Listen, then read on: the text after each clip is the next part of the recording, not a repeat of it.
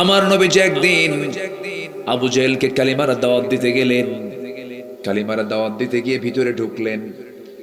যখন তার ঘরের মধ্যে ঢুকলেন, তিনি আবু জেহেল করলো কি, আমার নবীজির কলারটা ধরে টান মেরে ভিতরে ঢুকায় নিয়া ঘরের মধ্যে তাকে প্রহার করা শুরু করে দিল।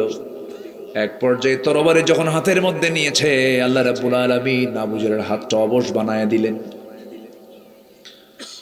নবীজি রেহাই পেয়ে গেলেন। আমার নবীজিকে আবু জেহেল বলল, আমি তো তোকে বলেছি কোনোদিন তুই আমাকে দাওয়াত দিবি না। রাসূল বললেন, ও আবু জেহেল, আমার তো দায়িত্ব হলো দাওয়াতি কাজ করা। এই দাওয়াতি কাজ থেকে পৃথিবীর কোনো মানুষ আমাকে কখনো মাহরুম করতে পারবে না। ধৈর্যের তিনি পিরামিড ছিলেন। কি সুন্দর করে তিনি দাওয়াত দিয়েছেন, মার খেয়েছেন, দাওয়াত দিয়েছেন। আমার নবীজি ওই মক্কার মাটিতে 13টা বছর শুধু মার খেতেই চলে গেছে। সাহাবে কেরামদের মার খেতে চলে গেছে। একজন সাহাবী ছিলেন আব্দুল্লাহ ইবনে মাসউদ রাদিয়াল্লাহু তাআলা আনহু, একজন রাখাল ছিলেন। কি ছিলেন বলেন? রাখাল ছিলেন। আমার নবীজি মক্কার মাটিতে তখন সাইয়েদনা আবু বকর আমার নবীর চাইতে বয়সে 3 বছরের ছোট। বাল্য জীবনের বন্ধু ছিলেন। একসঙ্গে দুজনের চলাফেরা ছিল, ছোট থেকে বড় হয়েছেন। সম্ভ্রান্ত ছিলেন আবু বকর সিদ্দিক রাদিয়াল্লাহু তাআলা আনহু। খিয়ারুকুম ফিল জাহিলিয়া খিয়ারুকুম ফিল ইসলাম। যদিও জাহিলি যুগে তাদের জন্ম ছিল, কিন্তু কোনোদিন মদের বোতল হাতে নেন নাই, কোনোদিন জিনার কাছে যান নাই, কোনোদিন সুদের কারবারে যান নাই। দেখবেন আমাদের সমাজেও কিছু হিন্দু লোক আছে, সুদের কারবার করে না, মিথ্যা কথা বলে না, জিনার কাছে যায় না। এমন কিছু হিন্দু আছে না? নাই বলেন? আছে। ভালো মানুষ আছে না? আছে, অনেক আছে। আমার বন্ধুগণ, সে আবু বকর সিদ্দিক রাদিয়াল্লাহু আনহুর সঙ্গে সারা জীবন রাসূল সময় কাটিয়ে দিয়েছেন। প্রায় সমবয়স, মাত্র 3 বছরের ছোট বড়। আবু বকর সিদ্দিক রাদিয়াল্লাহু আনহু সবার আগে ইসলাম কবুল করেন। শিশুর মধ্যে সাইয়েদনা আলী, যুবকদের মধ্যে আবু বকর সিদ্দিক রাদিয়াল্লাহু আনহু, আর নারীর মধ্যে ইসলাম গ্রহণ করেছেন খাদিজা রাদিয়াল্লাহু তাআলা আনহা সবার আগে। সুবহানাল্লাহ। মেয়েদের মধ্যে সবার আগে কে? যুবকদের মধ্যে আবু বকর। বলেন কে? বলেন। আর শিশুর ভিতরে আলী। আলী ছিলেন হলো শিশু। 8 থেকে 9 বছর বয়সে তিনি ইসলাম কবুল করে নিয়েছেন। সুবহানাল্লাহ। আমার নবীজির প্রথম দাওয়াত ছিল একজন নারীকে। জাবালে নূর থেকে তিনি বের হয়ে আসলেন। যে জাবালে নূর আমার নবীজি 5 বছর ছিলেন ধ্যানমগ্ন। খাবারগুলো দিয়ে আসতেন খাদিজা রাদিয়াল্লাহু তাআলা আনহা। তখন রাসূল নবী হন নাই, নবুয়ত পান নাই। রুকাইয়া, যায়েনব ছোট্ট ছোট্ট বাচ্চা, তাদেরকে বাসায় রেখে টিফিন ক্যারিয়ার করে করে ওই উঁচু পাহাড়ের চূড়ায় গিয়ে খাদিজা রাসূলকে খাবার দিয়ে আসতেন। মক্কার সবচেয়ে ধনী মানুষ তিনি ছিলেন। ধনী মানুষের মধ্যে একটা আলাদা ভাব আছে না? নাই বলেন? থাকে না? ভাব থাকে না?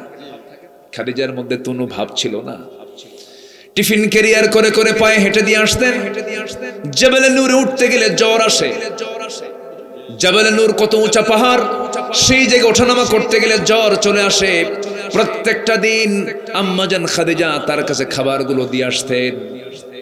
আমার নবীর কাছে যখন নবুয়ত চলে এলো, কোরআন যখন নাজিল হলো, নবীজি সেই জায়গা থেকে নেমে ঘরের কাছে গিয়ে বলছেন, কাবা শরীফের দরজার সামনাসামনি ছিল আমার নবীর ঘর।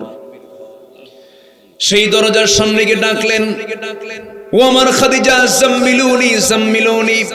খাদিজা, তুমি আমাকে বস্ত্র আচ্ছাদন করে দাও। লাকাদ খাশিতু আলা নাফসি। আমার জীবন আমি শঙ্কিত মনে হয় মরে যাব। খাদিজা বলছেন, স্বামী আমার, 15টা জীবন, 15টা বছর আমার জীবন আপনার সঙ্গে কাটাইছি। আপনি আপনার জীবনে শঙ্কিত হওয়ার কোনো কারণ নাই।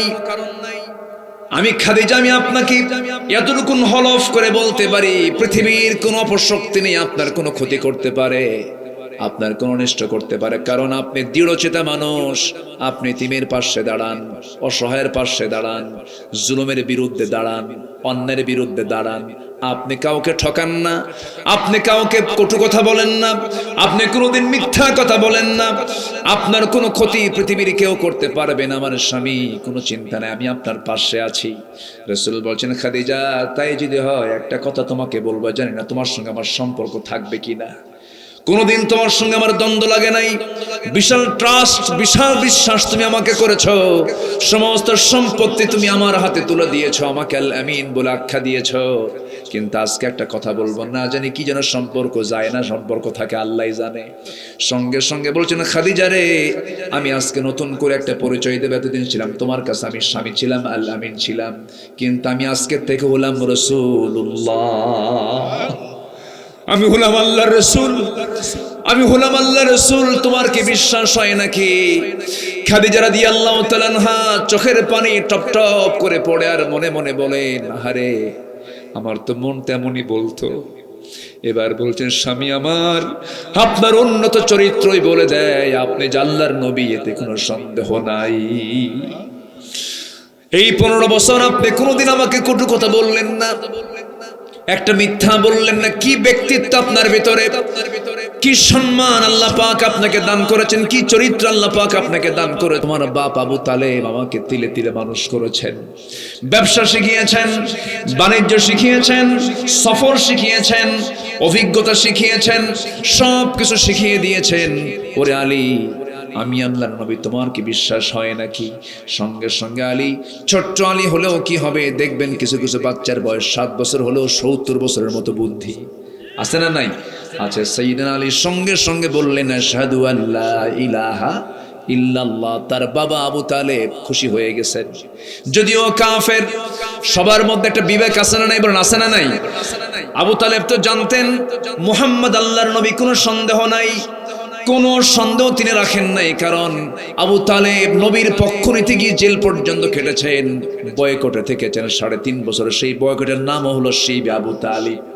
3.5 বছর পর্যন্ত জেল কেটেছেন নবীর জন্য। বলেছেন আবু জেহেলকে, শোন আবু জেহেল, আমার ভাতিজা মুহাম্মদকে তুই কোনো টাচ করতে পারবি না, একটা আঘাত পড়বে তোর দিকে, পাল্টা আঘাত পড়বে। আমি তোর দল করতে পারি, কিন্তু আমি মুহাম্মদের পক্ষের মানুষ। আল্লাহু আকবার, আল্লাহু আকবার বলেন। আবু তালেব যদিও নবীর কালিমা গ্রহণ করেন নাই, দিন গ্রহণ করেন নাই, কিন্তু সারা জীবন নবীর বিপক্ষে না পক্ষে? বিপক্ষে না পক্ষে? এই জন্য জাহান্নামীদের মধ্যে সবচেয়ে কম শাস্তি হবে হচ্ছে আবু তালেবের, সবচেয়ে কম শাস্তি তাকে দেওয়া হবে। জাহান্নামের এক জোড়া জুতা তার পায়ে পরিধান করে দেওয়া হবে। ওই আগুনটা, জুতার আগুনটা টকবক করবে, ব্রেন পর্যন্ত টকবক করবে। বলা হবে, আবু তালেব তোমার শাস্তি কেমন হচ্ছে? আবু তালেব বলবেন, এই জাহান্নামীদের মধ্যে সবচেয়ে বেশি শাস্তি মনে হয় আমারই হচ্ছে। আমার বন্ধুগণ, আবু তালেব যে দিন গ্রহণ করতে পারেন নাই, এখান থেকে সুস্পষ্ট একটা বিষয় সবার সামনে ক্লিয়ার হয়ে গেছে। সেটা হলো, নবীকে দেখলেই যে আপনি ঈমান আনবেন তাও না, আপনি সরাসরি রাসূলকে দেখলেই যে আপনি কালেমাওয়ালা হবেন তাও না। হেদায়েতের মালিক একমাত্র তিনি কে? জোরে বলেন না ভাই, তিনি কে? আল্লাহ। আমার ভাইয়েরা, নবীজির দাওয়াতি কাজ বন্ধু মহলে শুরু হয়ে গেল। জি, নবীজির দাওয়াতি কাজ বন্ধু মহলে শুরু হয়ে গেল, বাড়িতে দাওয়াত শুরু হয়ে গেল, সব জায়গায় শুরু হয়ে গেল। ধীরে ধীরে দিন প্রচার শুরু হয়ে গেছে। আবু লাহাবের কানে চলে গেছে দাওয়াতি কাজটা। দাওয়াতের সংবাদ চলে যাওয়ার সঙ্গে সঙ্গে আবু লাহাব বলছে, মুহাম্মদ তোর নিপাত হোক, তোর ধ্বংস হয়ে যাক। নবীজির 2টা মেয়েকে তালাক দিয়ে ফেললো। আমার নবীজির ঘরে 2টা মেয়ে তালাক প্রাপ্ত হয়ে চলে আসলো। নবীজির দিন চতুর্দিকে ছড়িয়ে দিলেন। আমার বন্ধুগণ, ধীরে ধীরে দাওয়াতি কাজ শুরু হয়ে গেল, নির্যাতন শুরু হয়ে গেল। কিন্তু আমার নবীজি দাওয়াতি কাজ থেকে একচুল পরিমাণ নড়লেন না। কারণ আল্লাহ রাব্বুল আলামিন তাকে বলছেন, উদউ ইলা সাবিলি রাব্বিকা বিল হিকমাতি ওয়াল মাউইযাতিল হাসানাহ ওয়াজাদিলহুম বিল্লাতী হিয়া আহসান إن ربك هو أعلم بمن ضل عن سبيله وهو أعلم بالمهتدين জোরে বলুন আল্লাহু আকবার। সূরাতুন নাহল আয়াত নাম্বার 125। হে নবী, আপনি দাওয়াত দিন প্রজ্ঞার সাথে, হিকমতের সাথে। হিকমত মানে কিন্তু হককে আড়াল করা নয়, হককে সুস্পষ্টভাবে উপস্থাপন করা প্রজ্ঞার সাথে। উত্তম নসিহতের মধ্যে দিয়ে আপনি কালিমার দাওয়াত দিন। আমার নবী মক্কার মাটিতে দাওয়াত দিতে গিয়ে ফুল পেয়েছেন না পাথর পেয়েছেন? আঘাত পেয়েছেন, কালিমার দাওয়াত দিতে গেছেন তিনি। সাইয়েদনা আবু বকর সিদ্দিক রাদিয়াল্লাহু তাআলা আনহু একদিন সকালবেলা ফজরের সময় তিনি কাবা শরীফের দরজার সামনে এসে নামাজে দাঁড়ায় গেছেন। উতবা, শাইবা, মুগীরা সবগুলো এক জায়গায় হয়ে গেছে। সাইয়েদনা আবু বকর রুকুতে থেকে যখন সিজদার দিকে চলে গেলেন, সঙ্গে সঙ্গে উতবা, শাইবারা করলো কি, লাফ মেরে তাকে জমিনে ফেলে দিল। চিৎ করে তার নাকের উপরে খড়ম জুতা দিয়ে চাপা দিল। নাকটা বোঁচা হয়ে গেল, ফিঙ্কি দিয়ে রক্ত পড়া শুরু হলো। বলা হলো, আবু বকর তোকে আজকে মেরেই ফেলবো রে। সাইয়েদনা আবু বকর সেন্সলেস হয়ে পড়ে থাকলেন। তারা ভাবলো মনে হয় আবু বকর মারাই গেছে। মৃত্যুর কথা চিন্তা করে তারা সেই জায়গা থেকে জায়গা ত্যাগ করে চলে গেল। কিছুক্ষণ পর তার সেন্সটা ফিরলো। সেন্স ফিরে তার মনে হয়ে গেছে, আহারে আমার প্রতি যেমন তারা হামলা করলো, রাসূলকে না জেনে মেরে ফেলে কিনা। এই চিন্তা মাথায় নিয়ে সাইয়েদনা আবু বকর করলেন কি, সেই জায়গা থেকে নাকটা ধরলেন, কোনো মতো নিজের জীবনের দিকে না তাকায়া, পরিবারের দিকে না তাকায়া, নিজের বাড়ির দিকে দৌড় না মেরে, নিজে আড়াল না হয়ে সোজা চলে গেছেন নবীর দরজার সামনে। দরজায় গিয়ে বলে, হুজুর দরজা খুলুন, অবস্থা খুব খারাপ, চোরাগুপ্তা হামলা শুরু হয়ে গেছে। আমার নবীজি দরজা খুলেই দেখেন তার নাকটা রক্ত রঞ্জিত, গোটা জামাগুলো রক্ত রঞ্জিত হয়ে গেছে। রাসূল কেঁদে ফেলে বলছেন, বন্ধুরে তোর কে মারলো বল তোরে। হুজুর নামাজ পড়তে গেছি, আমার নাকের উপরে উতবা, শাইবা, মুগীরা আমাকে খড়ম জুতা দিয়ে রক্তাক্ত করে দিয়েছে, রক্ত পড়া বন্ধ হচ্ছে না। রাসূল বললেন কি করা যায়? সাইয়েদনা আবু বকর বলছেন, হুজুর এই জায়গায় আপনার থাকা যাবে না, এই মুহূর্তে ওরা আবার হামলা করবে, মেরে ফেলবে। অতএব এই জায়গা থেকে আমরা স্থানটা ত্যাগ করে আমরা মক্কার বাইরে কোথাও চলে যাই। আমার নবীজি দিন কায়েম করতে গিয়ে, দিন প্রচার করতে গিয়ে কি অবস্থায় পড়ে গেছেন দেখেন। সাইয়েদনা আবু বকরকে সঙ্গে করে নিয়ে সেই জায়গা থেকে আস্তে করে বের হলেন, মক্কার আউটসাইডে চলে গেলেন। বলছেন, আবু বকর কেমন লাগে হুজুর? গায়ে কোনো শক্তি নাই, রক্ত শূন্যতায় ভুগতেছি। উটের দুধ খুঁজলেন, পেলেন না। দুম্বার দুধ খুঁজছেন, পারলেন, পেলেন না। সামনে গিয়ে দেখেন একটা বিশাল ছাগল পাল। একজন রাখালকে পেলেন, সেই রাখালকে ডাক দিয়ে বলছেন, রাখাল রে এটা ছাগি দেবে নাকি? কি করবেন? দুধ দহন করব আমার বন্ধু, না খাওয়া, রক্ত পড়ছে, দুধ যদি না খাওয়াই সে মরে যাবে। রাখাল বলছে, পারবো না আমি দিতে। কেন? ছাগলগুলোর মালিক আমি নয়, আমি হলাম রাখাল, আমার আমানতের খেয়ানত হয়ে যাবে। রাসূল এই কথা শুনে খুব খুশি হলেন। হারে এই মরু অঞ্চলের একটা রাখাল, তার ঈমান নাই কিন্তু তার আমানতদারিতে আছে, তার ঈমানের গুণটা আছে। এবারে বলছে, রাখাল তোমাকে একটা ছাগল দেওয়ার দরকার নাই, একটা ছাগি দেওয়ার দরকার নাই বয়স্ক, আমাকে ছোট্ট একটা ছাগি দাও, যে ছাগির ওলানে কখনো দুধ না আসে নাই, যে ছাগির পেটে কখনো বাচ্চা আসে না, এমন একটা ছোট্ট ছাগি তুমি আমারে দেবে, এতে তোমার কোনো ক্ষতি হবে না। সঙ্গে সঙ্গে ওই রাখাল মনে মনে চুপচুপে হাসতেছে আর ভাবতেছে, লোকটা পাগল নাকি, ছোট্ট ছাগি দিয়ে কি করবে লোকটা, দেখি দিয়ে দেখি। নবীর সামনে ছোট্ট ছাগি যখন দিয়েছে, নবীজি তার দুই পায়ের মাঝখানে ছাগিটা নিয়েছেন। ওই ছাগিটার পিছন দিকের দুই পায়ের মাঝখান বরাবর যেখানে ওলান, সে ওলানে নবীজি তার বরকতি হাতটা রেখে দিলেন। বরকতি হাত রেখে তিনি ফু দিলেন বিসমিল্লাহ বলে। গোটা ওলানের দুধ টন টন করতেছে, দুধে ভরপুর হয়ে গেছে। এবার বলছেন, রাখাল তুমি আমার জন্য একটা বাটি নিয়ে আসো। বাটি নিয়ে আসা হলো। সেই বাটি যখন তাকে দেওয়া হলো, রাসূল দুধ দহন করতেছেন। দুধ দহন করতে করতে বাটিটা দুধ পূর্ণ হয়ে গেছে। আমার নবীজি বলছেন, আবু বকর সকালে মার খাইলা, এখন বরকতের দুধ পান করো। বিসমিল্লাহ বলে তিনি সেবন করা শুরু করলেন। এত দুধ পান করলেন, পেটের চামড়া টাইট হয়ে গেছে।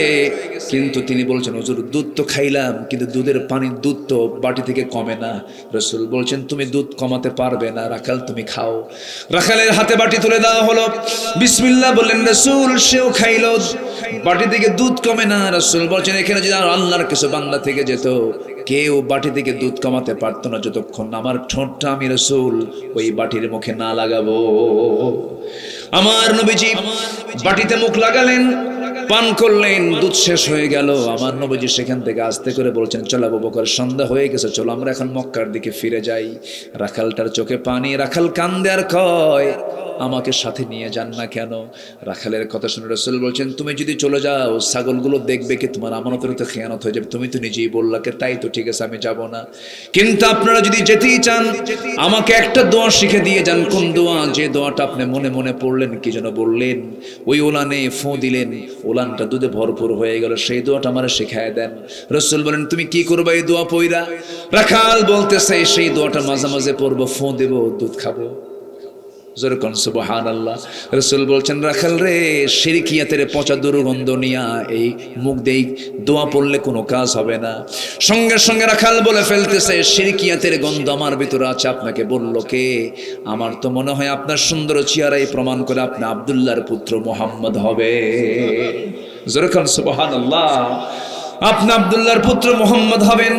রাসূল মুস্কি মুস্কি হাসি মেরে বলছে, রাখাল রে, চিনতে ভুল করো নাই, কিন্তু আমার আবু জেহেল চেনে নাই। আমারে মক্কার মানুষ আমাকে মেরে, আমার বন্ধুকে মেরে বের করে দিয়েছে। রাখাল, তুমি আমাকে চিনে গেছো?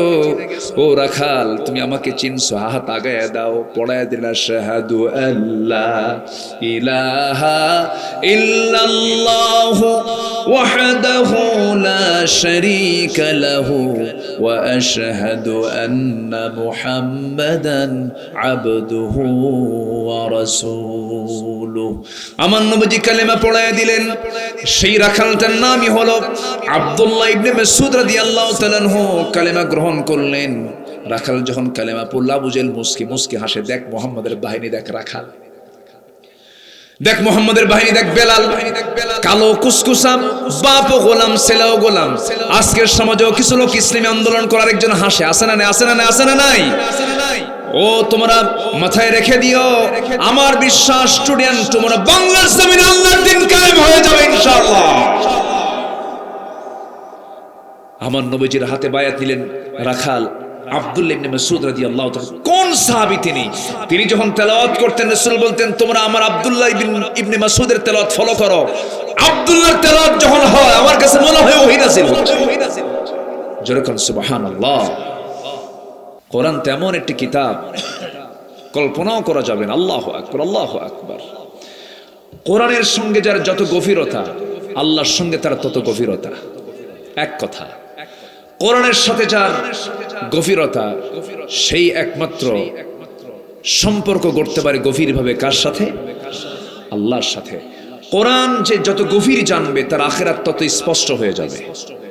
আর আখিরাতের স্পষ্টতা যার কাছে যত ক্লিয়ার, আখিরাত যার সামনে যত ক্লিয়ার হবে, তার ঈমান তত ক্লিয়ার হয়ে যাবে। কি কথা কি বুঝতে পারতেছি? এই জন্য আখিরাতকে স্পষ্ট করার জন্য আমাদের কি জানা দরকার? জোরে বলুন, কি জানা দরকার? কোরআন জানা দরকার। আমরা কোরআন শিখবো সবার আগে, জোরে বলি ইনশাআল্লাহ। কি তথ্য কোরআন দিচ্ছে দেখেন, কি দেয়নি কোরআন। আলোচিত একটা থিওরি আছে, বিগ ব্যাং থিওরি। যারা সায়েন্টিস্ট, যারা বিজ্ঞানী, যারা সায়েন্স নিয়ে যারা গবেষণা করেন, আলোচিত একটা থিওরি বিগ ব্যাং থিওরি, যা হালে আবিষ্কার হয়েছে। অথচ এই বিগ ব্যাং থিওরি তো হালে আসলো ১৫০০ বছর আগে। আল্লাহ তাআলা এই বিগ ব্যাং থিওরির কথা কোরআনে বলে দিয়েছেন। আল্লাহ রাব্বুল আলামিন বলেন, আওয়ালাম ইয়ারাল্লাযীনা কাফারু আন্নাস সামাওয়াতি ওয়াল আরদা কানাতা রাতকান ফাফাতাকনাহুমা وجعلنا من الماء كل شيء حي। জোরে বলুন আল্লাহু আকবার। কাফেররা কি দেখে না এই আসমান এবং জমিন এক সময় একসঙ্গে লাগানো ছিল, একসাথে লাগানো ছিল। আসমান জমিনের মাঝখানে কোনো ফাঁকা ছিল না। প্রচন্ড এক ধাক্কার মধ্য দিয়ে এই বিশাল মহাশূন্যের সৃষ্টি হয়েছে। আল্লাহ পাক জানালেন ১৫০০ বছর আগে এই থিওরিকে বর্তমান সায়েন্স তাকে বিগ ব্যাং থিওরি বলেছে। সুবহানাল্লাহ, সুবহানাল্লাহ, সুবহানাল্লাহ। তারা কি প্রমাণ করলো না কোরআন থেকে ধার নিল?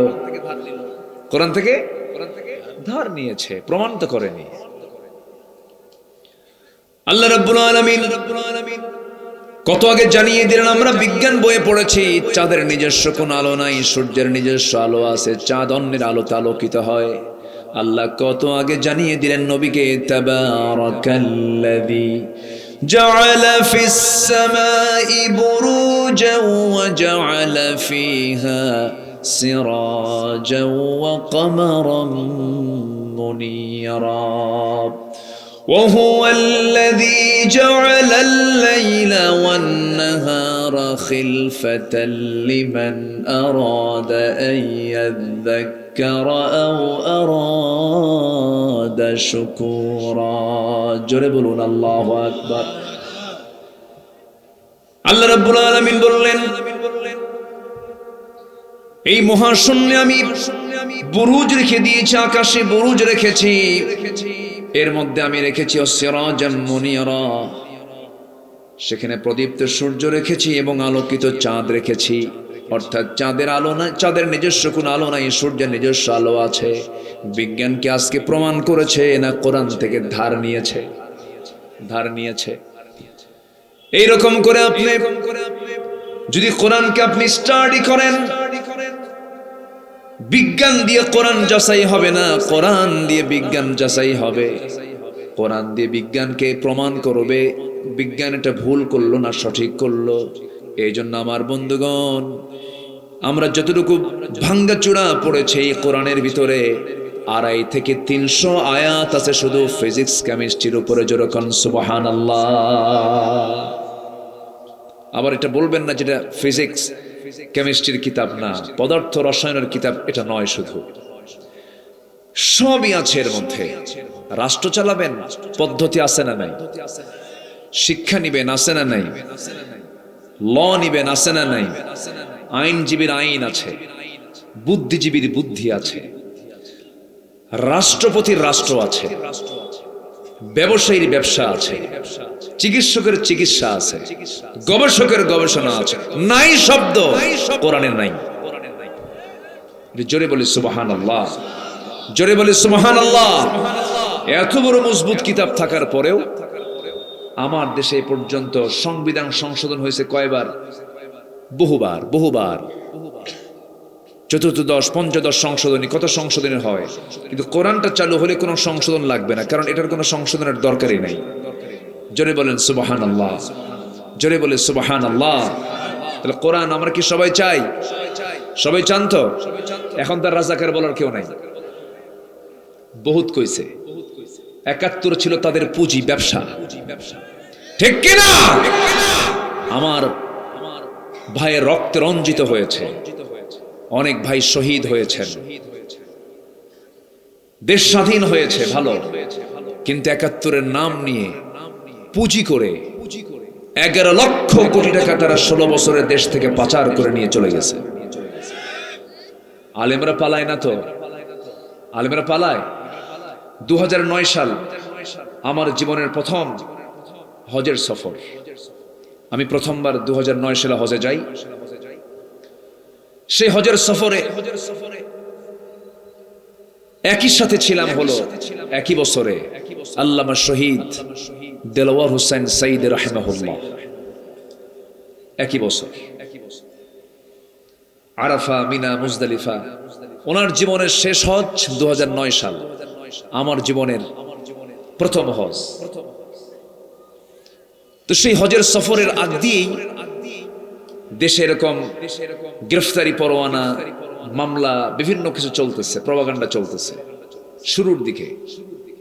ঠিক সেই সময় ওনাকে বলা হলো, হুজুর আপনি দেশে ফিরবেন না, মামলা, হামলা, জেল, জুলুম এগুলো আপনার ফেস করতে হবে, আপনি এই দেশেই থেকে যান।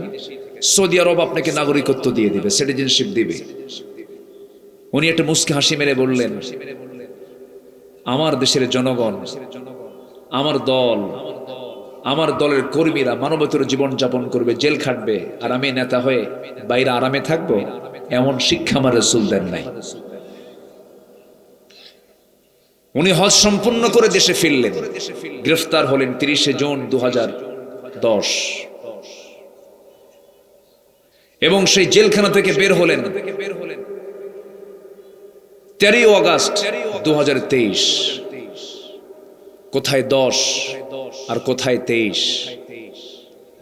ওনার জন্য কি সতর্ক করে দেওয়ার লোক ছিল না? উনি কি বাইরে থাকতে পারতেন না? উনি দেশে ফিরেছেন দেশের মায়ায় পড়ে, মানুষের মায়া, নিজের বিবেকের বিরুদ্ধে তিনি অবস্থান নেননি। এসে তিনি হাসি মুখে জেলে থেকেছেন, কারাবরণ করেছেন। তার মুখে কখনো দুঃখ দেখেছেন? কষ্ট দেখেছেন? কান্না দেখেছেন? আলেমরা পালায় না। আমাদেরকে যারা রাজাকার বলেছে আমরা কেউ পাকিস্তান যাই নাই, কিন্তু যারা আমাদেরকে রাজাকার বলে গালি দিয়েছে, পাকিস্তানের রাজাকার বলেছে, তারা এখন রাজাকার হয়ে, ভারতীয় রাজাকার হয়ে দিল্লি গিয়ে বসে আছে। ঠিক কিনা? কষ্ট পাচ্ছেন নাকি? কথাগুলো বলার দরকার আছে না? আরাম পাইনি তো 16 বছর কথা কইয়া। কথা বুঝতেছেন কি? কথা বলে নিতে না, বলেছি কথা, কিন্তু আমাদেরকে খুব প্রবলেম করেছে। কিরামুল কাতিবেন বসে থাকতো, ডানে পাশে ডিস্টার্ব করতে, খুব বলতে, হুজুর খুব সমস্যা, খুব চাপ। কি চাপ? উপরের চাপ। আমি কই আমারও তো উপরের চাপ আছে, কে আল্লাহর থেকে চাপ আছে। জেল খেটেছি, হামলা মামলা হয়েছে, তারপরে গুমের নাটক করা হয়েছে, মাহফিলে মঞ্চে আমাকে লক্ষ্য করে গুলি পর্যন্ত করা হয়েছে। 1999 সালে মামলা শুরু হয়েছে। এই বিগত 16 বছর অনেক মামলা হয়েছে, অনেক চেষ্টা করেছে, কিন্তু এদেশের যারা আল্লাহর জমিনে দিন কায়েমের সংগ্রাম যারা করেন, তাদের মুখ থেকে এক চুল পরিমাণ তারা কোনো কথা বের করে নিতে পারে নাই। পেরেছে পেরেছে পেরেছে পেরেছে পারে নাই, তাদের পক্ষে নিতে পারে নাই। আমার বিশ্বাস আগামীর দিন আমাদের দেশে ইসলামের দিন আসছে। জোরে বলি ইনশাআল্লাহ, আরো জোরে বলি ইনশাআল্লাহ। ইসলাম আসলে সবার জন্য অশান্তি না শান্তি? শান্তি। কথা বলবো? কারো কোনো সমস্যা নাই তো? বলি আলহামদুলিল্লাহ। আমি আলোচনার সূচনায় কোরআনে কারীমের গুরুত্বপূর্ণ একটি সূরা, সূরাতুল আহজাব, মানে হলো দল সমূহ, মানে দলের নামে সূরা এটা, সূরাতুল আহজাব। আবার পার্লামেন্ট নামে সূরা আছে, কিন্তু সূরাতুশ শুরা পার্লামেন্ট। তার পার্লামেন্ট নামে সূরা থাকে, দল নামে সূরা থাকে। ইসলামে নাকি রাজনীতি নাই? এটা কোনো কথা? পাগল নাই এগুলো? বলেন তো, যে বলে ইসলামে রাজনীতি নাই ওর কি ঈমান আছে? আমার নবীজি যদি রাজনীতি না করতেন তাহলে কি ওই মদিনার তিনি রাষ্ট্রপতি হতে পারতেন? আসতে বললেন পারতেন? ওমরে ফারুক রাদিয়াল্লাহু তাআলা যদি রাজনীতি না করতেন 40টা রাষ্ট্র তিনি চালাতে পারতেন? শুধু দোয়া করে আসছে, শুধু দোয়া করে আসছে না, হাতে কি নিতে হয়েছে? তরবারি নিতে হয়েছে। জানেন, আমার নবীজির ধারালো তরবারি ছিল মেলাগুলো একসাথে, তার ঘরটা সাজানো ছিল তরবারি দিয়া। সুবহানাল্লাহ বলবেন না? আমার নবীজির আস্থা বলে ঘোড়া থাকতো 7 থেকে 8টা, লৌহ বর্ম পড়েছেন। একটু স্মৃতিতে নিয়ে জানতো রাসূল কেমন ছিলেন। আমার নবীজির মাথায় ছিল লোহার হেলমেট, লৌহ বর্ম, বর্ষা, ঘোড়ার পিঠে মুজাহিদ মুহাম্মদ সাল্লাল্লাহু আলাইহি ওয়াসাল্লাম। একটু ভাবুন তো, আমার নবীজির মদিনার মাটির 10 বছরে তার যুদ্ধ হয়েছে 86টা। 27টা যুদ্ধে তিনি সম্মুখ নেতৃত্ব দিয়েছেন। ওহুদের ময়দানে তার 2টা দাঁত ভেঙে গেছে। খন্দকের মাঠে কোদাল মারতে মারতে তার কোমরটা কুঁজো হয়ে গেছে। রাসূল যখন মারা যান, আমার রাসূল কোমর সোজা করতে পারেন না। রাসূল বলছেন, আয়েশা, খন্দকের প্রান্তরে আমি কোদাল মারতে মারতে ওই যে কোমরটা কুঁজো হয়েছে, আমি আর সোজা করতে পারি না। রাসূল শেষ জীবনে বাঁকা হয়ে হেঁটেছেন, এবং উহুদের ময়দানের পরের দিন থেকে রাসূল বাকি জীবন তিনি সামনের 2টা দাঁত ছাড়া কথা বলেছেন। সামনের 2টা দাঁত ছিল না। দিন কায়েমের জন্য রাসূলের যদি কোমর হেরে যায়, দাঁত হেরে যায়, আপনি এত সস্তায় আপনি দিন পাবেন? এটা কোন কল্পনা করেন আপনি? দিন প্রতিষ্ঠার জন্য নবীর এই বরকতময় দেহ থেকে যদি, যে দেহে মশা পড়তো না, মাছি পড়তো না, যে রাসূল রাস্তায় হাঁটলে, আকাশের নিচে হাঁটলে, আমার নবীর বরকতে আল্লাহ তাআলা তার মাথার উপর আকাশের সূর্যের নিচে মেঘমালা আল্লাহ তাআলা সেখানে প্লেস করে দিতেন। সেই নবীজির রক্ত তার দেহ থেকে ঝরানো লাগতো না। অতএব দিন কায়েমের সংগ্রামে আমাদের পিছপা হওয়ার কোনো সুযোগ নাই। আল্লাহ কবুল করুন, জোরে বলে আমিন। সম্মানিত ভাইয়েরা, সম্মানিত ভাই সব, আমি যেখান থেকে তেলাওয়াত করেছি সূরাতুল আহজাব, দলের সূরা। আল্লাহ তাআলা তার রাসূলকে সুন্দর করে ডাক দিচ্ছেন, ইয়া আইয়ুহান নবী। যারা আরবি গ্রামার বোঝেন, আরবি যারা কাওয়ায়েদ বোঝেন, দেখেন কি টানটা দিচ্ছেন আল্লাহ তার রাসূলকে, হাবিবকে। কি সুন্দর মোহাব্বত করতেন আল্লাহ তাআলা তার রাসূলকে। ইয়া আইয়ুহান নবী, হে আমার নবী। আল্লাহু আকবার বলেন। কোথাও ডাক দেননি, ইয়া মুহাম্মদ বলেননি, ইয়া আহমদ বলেননি, বলেননি। আল্লাহ তার রাসূলকে খুব মোহাব্বত করেছেন। সব নবীকে নাম ধরে ডাক দিয়েছেন। সব রাসূলকে আল্লাহ তাআলা নাম ধরে ডাক দিয়েছেন। যেমন প্রথম মানুষ আমাদের পিতা, আদি পিতা আদম আলাইহিস সালাতু ওয়াস সালামকে বলেছেন, ইয়া আদামুসকুন আনতা ওয়া যাওজুকাল জান্নাহ। মূসা আলাইহিস সালাতু ওয়াস সালামকে বলেছেন, ওয়া মা তিলকা বিয়ামিনিকা ইয়া মূসা। يا يحيى خذ الكتاب بقوة يا إبراهيم। আল্লাহ রাব্বুল আলামিন সব নবীর আগে নাম ধরে হরফে নিদা প্রয়োগ করে ডাক দিলেন। কিন্তু একটা বারের জন্য যে কোরআন নবীর উপরে নাজিল হলো, কোথাও খুঁজে পাবেন না ইয়া মুহাম্মদ বলে একটা ডাক দিয়েছেন। জোরে বলি সুবহানাল্লাহ। কেমন করে ডাক দিয়েছেন দেখেন। এক জায়গায় বলছেন, ইয়া আইয়ুহার রাসূল বাল্লিগ মা উনজিলা ইলাইক। আরেক জায়গায় বলছেন, ইয়া আইয়ুহান নাবিয়্যু জাহিদিল কুফফার ওয়াল মুনাফিকিন। আরেক জায়গায় ডাক দিচ্ছেন, মুহাম্মাদুর রাসূলুল্লাহ والذين معه أشداء على الكفار رحماء بينهم। আরেক জায়গায় বলছেন, ওয়ামা মুহাম্মাদুন ইল্লা রাসূল قد خلت من قبله الرسل। কোথাও আল্লাহ রাব্বুল আলামিন সম্বোধন করে তাকে নাম ধরে ডাক দেন নাই। আল্লাহ তাআলা এই জায়গায় রাসূলকে সুন্দর করে বলছেন, ইয়া আইয়ুহান নবী। আরেক জায়গায় ডাক দিচ্ছেন, ইয়া আইয়ুহাল মুযাম্মিল কুমিল লাইলা ইল্লা কালিলান নিসফাহু আও ইনকুস মিনহু কালিলা আও জিদ আলাইহি ওয়ারাত্তিলিল কুরআনা তারতিলা। জোরে বলুন আল্লাহু আকবার। আমার আল্লাহ রাসূলকে কি পরিমাণ ভালোবেসেছেন, কি পরিমাণ মোহাব্বত করেন। এই জায়গায় সুন্দর করে তার খেতাব দিচ্ছেন, তার লকবগুলো যোগ দিচ্ছেন। কতগুলো লকব দিয়েছেন বলেন? শাহিদান, মুবাশশিরান, নাযীরান, দাঈয়ান, সিরাজাম মুনীরা। কতগুলো খেতাব দিয়েছেন, গুণবাচক শব্দ প্রয়োগ করেছেন।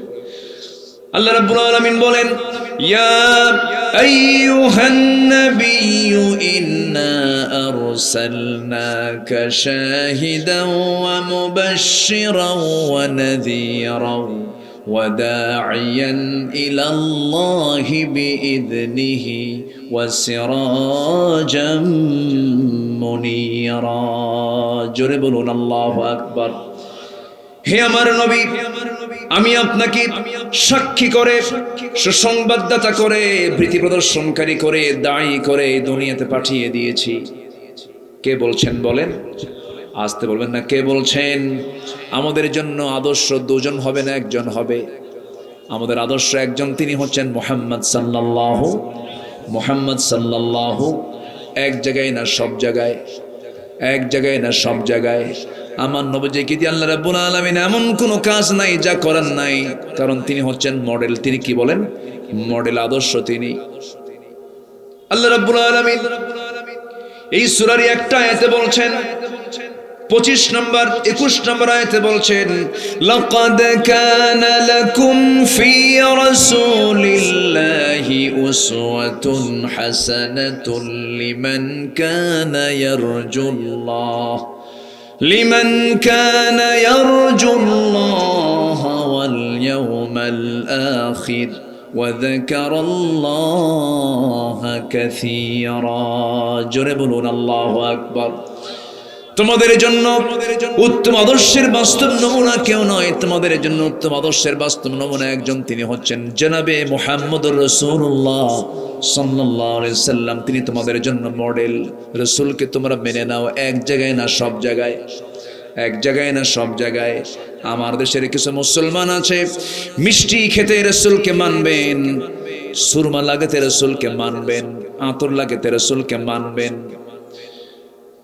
দুপুরের পরে ঘুম পাড়তে নিয়ে রাসূলকে মানবেন, জুব্বা পড়তে নিয়ে মানবেন, এরপরে সুন্নাহ কিছু মেসওয়াক করতে নিয়ে মানবেন। কিন্তু রাসূল যে ইসলাম কায়েমের জন্য, দিন কায়েমের জন্য যে দাঁত শহীদ হয়েছে, তার দাঁত ভেঙে গেছে, রক্ত ঝরেছেন, সেই সুন্নতকে অনেকে মানতে চান না। রাসূলকে মানতে চান নামাজে, রাসূলকে মানতে চান রোজায়, রাসূলকে মানতে চান তারা সামান্য কিছু সুন্নত, যেগুলো সহজ সুন্নতগুলোকে মানতে চান। রাসূলকে শুধু নামাজে মানবেন, রাষ্ট্রে মানবেন না, আপনি তো উম্মত হন না, আপনি হয়েছেন ভণ্ড প্রতারক। ঠিক কিনা আমার ভাইয়েরা? নবীজির জীবন থেকে যারা মুমিন, যারা ঈমানদার, তাদের জন্য অনুকরণীয় 15টা আদর্শ আমি আজকে একটা একটা করে বলবো, একটাও কিন্তু বলি নাই। আমার নবীর জীবন থেকে মুমিনদের জন্য অনুকরণীয় 15টা আদর্শ কয়টা বলেন?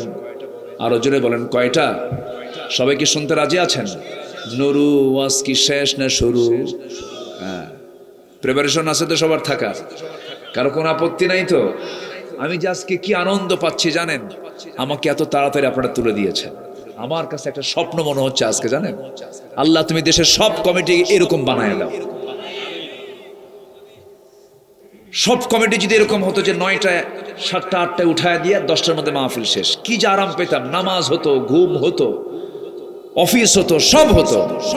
আর 11টার দিকে বক্তাকে উঠায় দেওয়া মানে পাগলির সাথে ঘর সংসার করা। কি ঠিক আছে না? খুব মুশকিল। আমি আজকে এই কমিটি আমার কাছে একটা মেমোরি হয়ে থাকবে, আমার জন্য একটা মানে কি বলে স্মরণ স্মরণ স্মরণ কমিটি, একটা মনে থাকার মতো একটা কমিটি আমার কাছে হয়ে থাকবে। আল্লাহ তুমি কবুল করো কমিটিকে, জোরে বলি আল্লাহুম্মা আমিন। জি, থানার নাম কি? চিরি। চিরি কি এটা? নাম হয়েছে না, কিন্তু চিনি হলো তো একটা চিনি, ঠিক আছে, হলো সুগার। ও থানাটাও মিষ্টি না, চিরি এরকম ওই ধরনের ধরেন। জি ঠিক আছে, ওইদিকে মিঠা আছে, মিঠা মিঠা পুকুর আছে না? হ্যাঁ, মিঠা নদী আছে। ও চিরি একটা নদী, হ্যাঁ আচ্ছা নদী।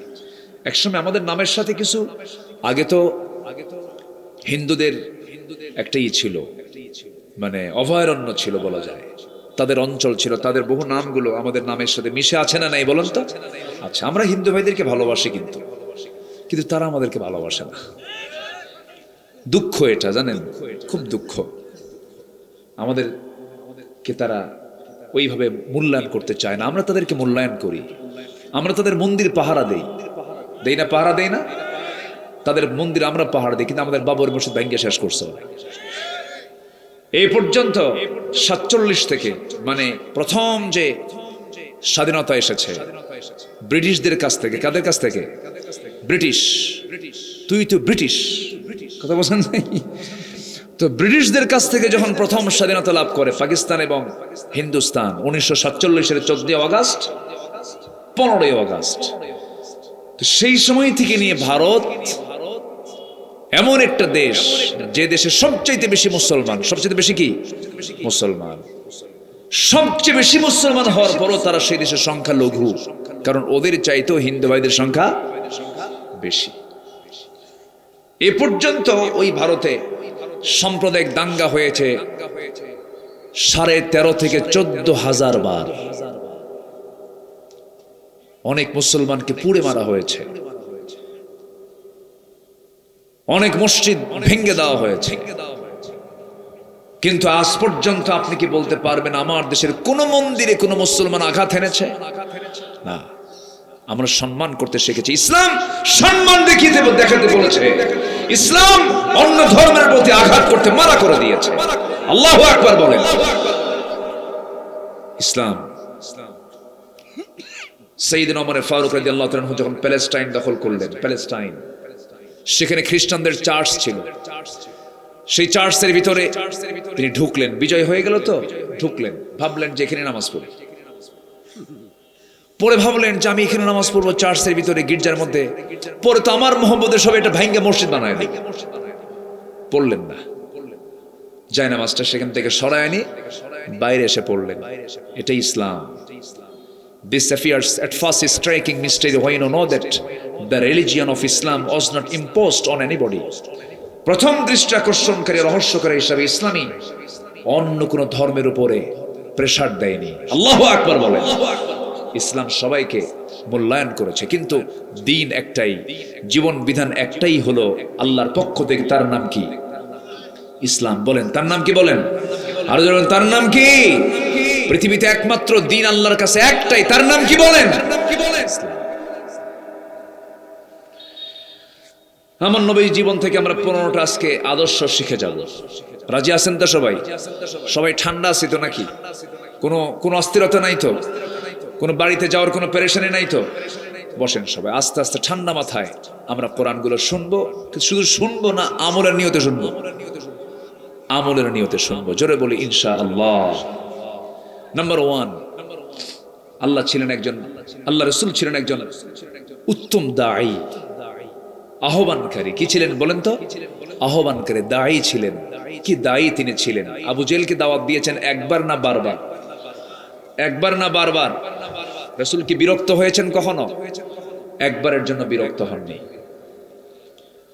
আমার নবীজির দাওয়াতের চরম ধৈর্য ছিল। অনেক ধৈর্যশীল মানুষ তিনি ছিলেন। দাওয়াত দিবেন যিনি, তার মধ্যে চরম ধৈর্যের পরিচয় থাকতে হবে। আমার নবীজি মক্কার মাটিতে দাওয়াত দিতে গেছেন, তায়েফের মাটিতে দাওয়াত দিতে গেছেন। ফুল পেয়েছেন না পাথর পেয়েছেন? পাথর পেয়েছেন। কিভাবে তাকে মারা হয়েছে, কিভাবে তার প্রতি জুলুম করা হয়েছে। আমার নবীজি একদিন আবু জেহেলকে কালিমার দাওয়াত দিতে গেলেন। কালিমার দাওয়াত দিতে গিয়ে ভিতরে ঢুকলেন। যখন তার ঘরের মধ্যে ঢুকলেন, তিনি আবু জেহেল করলো কি, আমার নবীজির কলারটা ধরে টান মেরে ভিতরে ঢুকায় নিয়া ঘরের মধ্যে তাকে প্রহার করা শুরু করে দিল।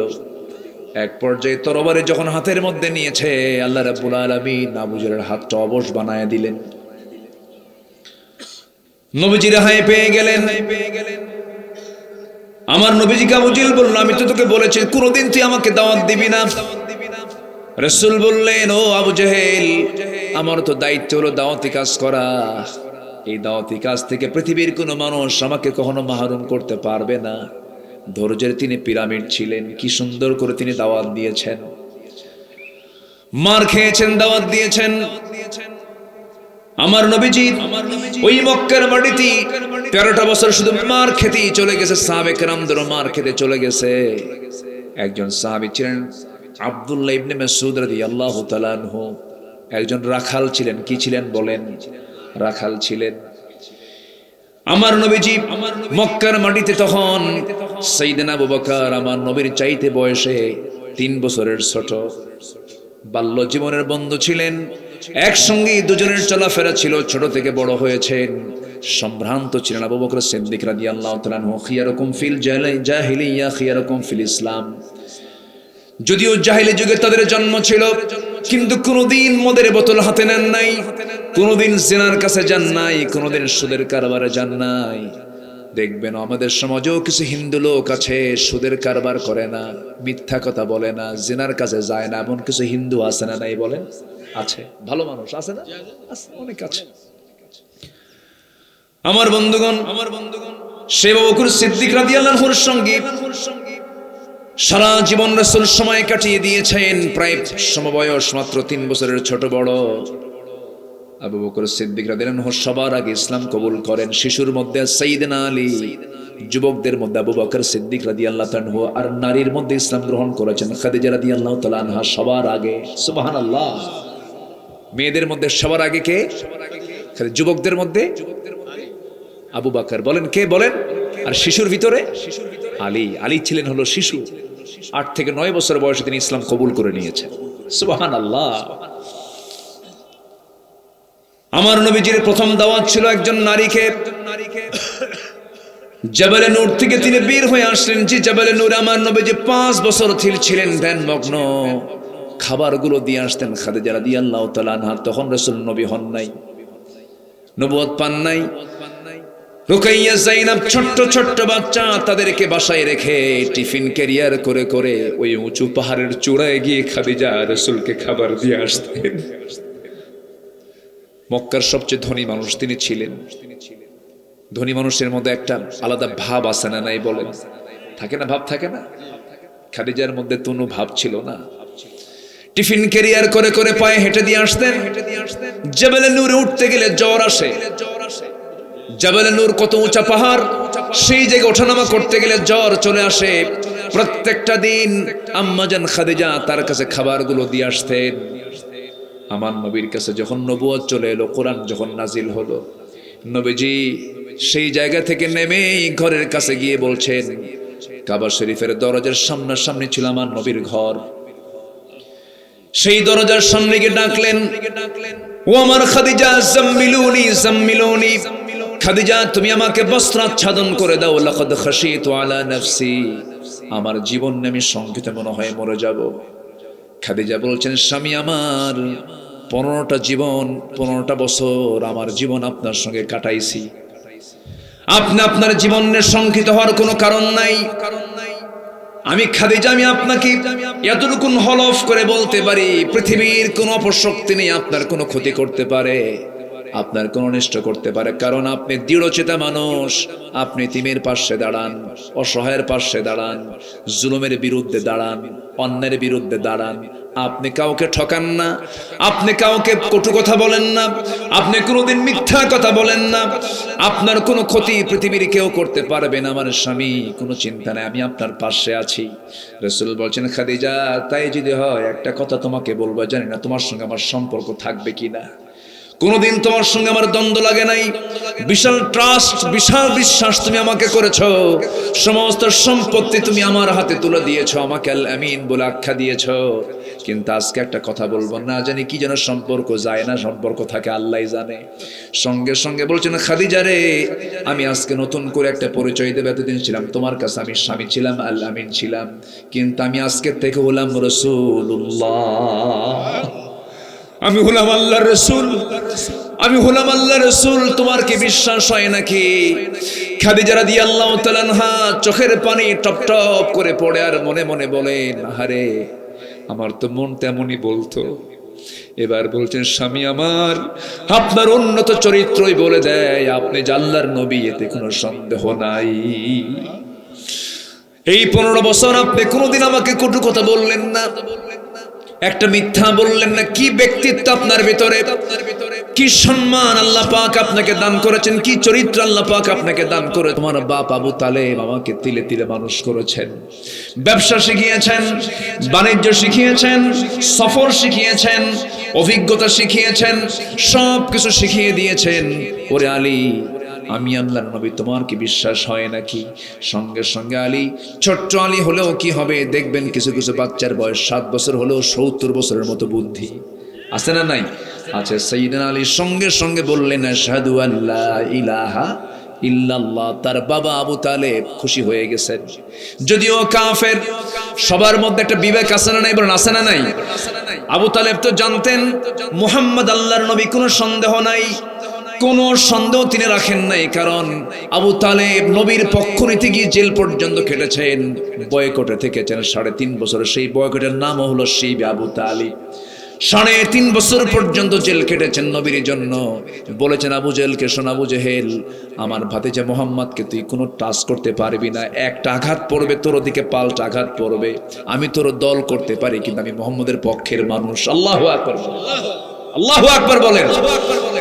আবু তালেব যদিও নবীর কালিমা গ্রহণ করেন নাই, দিন গ্রহণ করেন নাই, কিন্তু সারা জীবন নবীর বিপক্ষে না পক্ষে? বিপক্ষে না পক্ষে? এই জন্য জাহান্নামীদের মধ্যে সবচেয়ে কম শাস্তি হবে হচ্ছে আবু তালেবের, সবচেয়ে কম শাস্তি তাকে দেওয়া হবে। জাহান্নামের এক জোড়া জুতা তার পায়ে পরিধান করে দেওয়া হবে।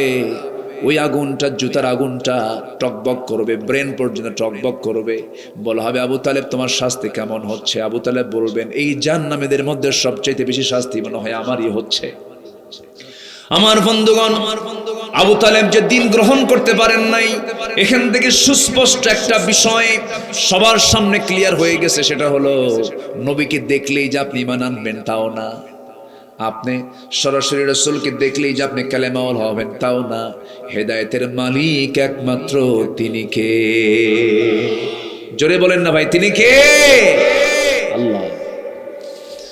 আমার ভাইয়েরা, নবীজির দাওয়াতি কাজ বন্ধু মহলে শুরু হয়ে গেল। জি, নবীজির দাওয়াতি কাজ বন্ধু মহলে শুরু হয়ে গেল, বাড়িতে দাওয়াত শুরু হয়ে গেল, সব জায়গায় শুরু হয়ে গেল। ধীরে ধীরে দিন প্রচার শুরু হয়ে গেছে। আবু লাহাবের কানে চলে গেছে দাওয়াতি কাজটা।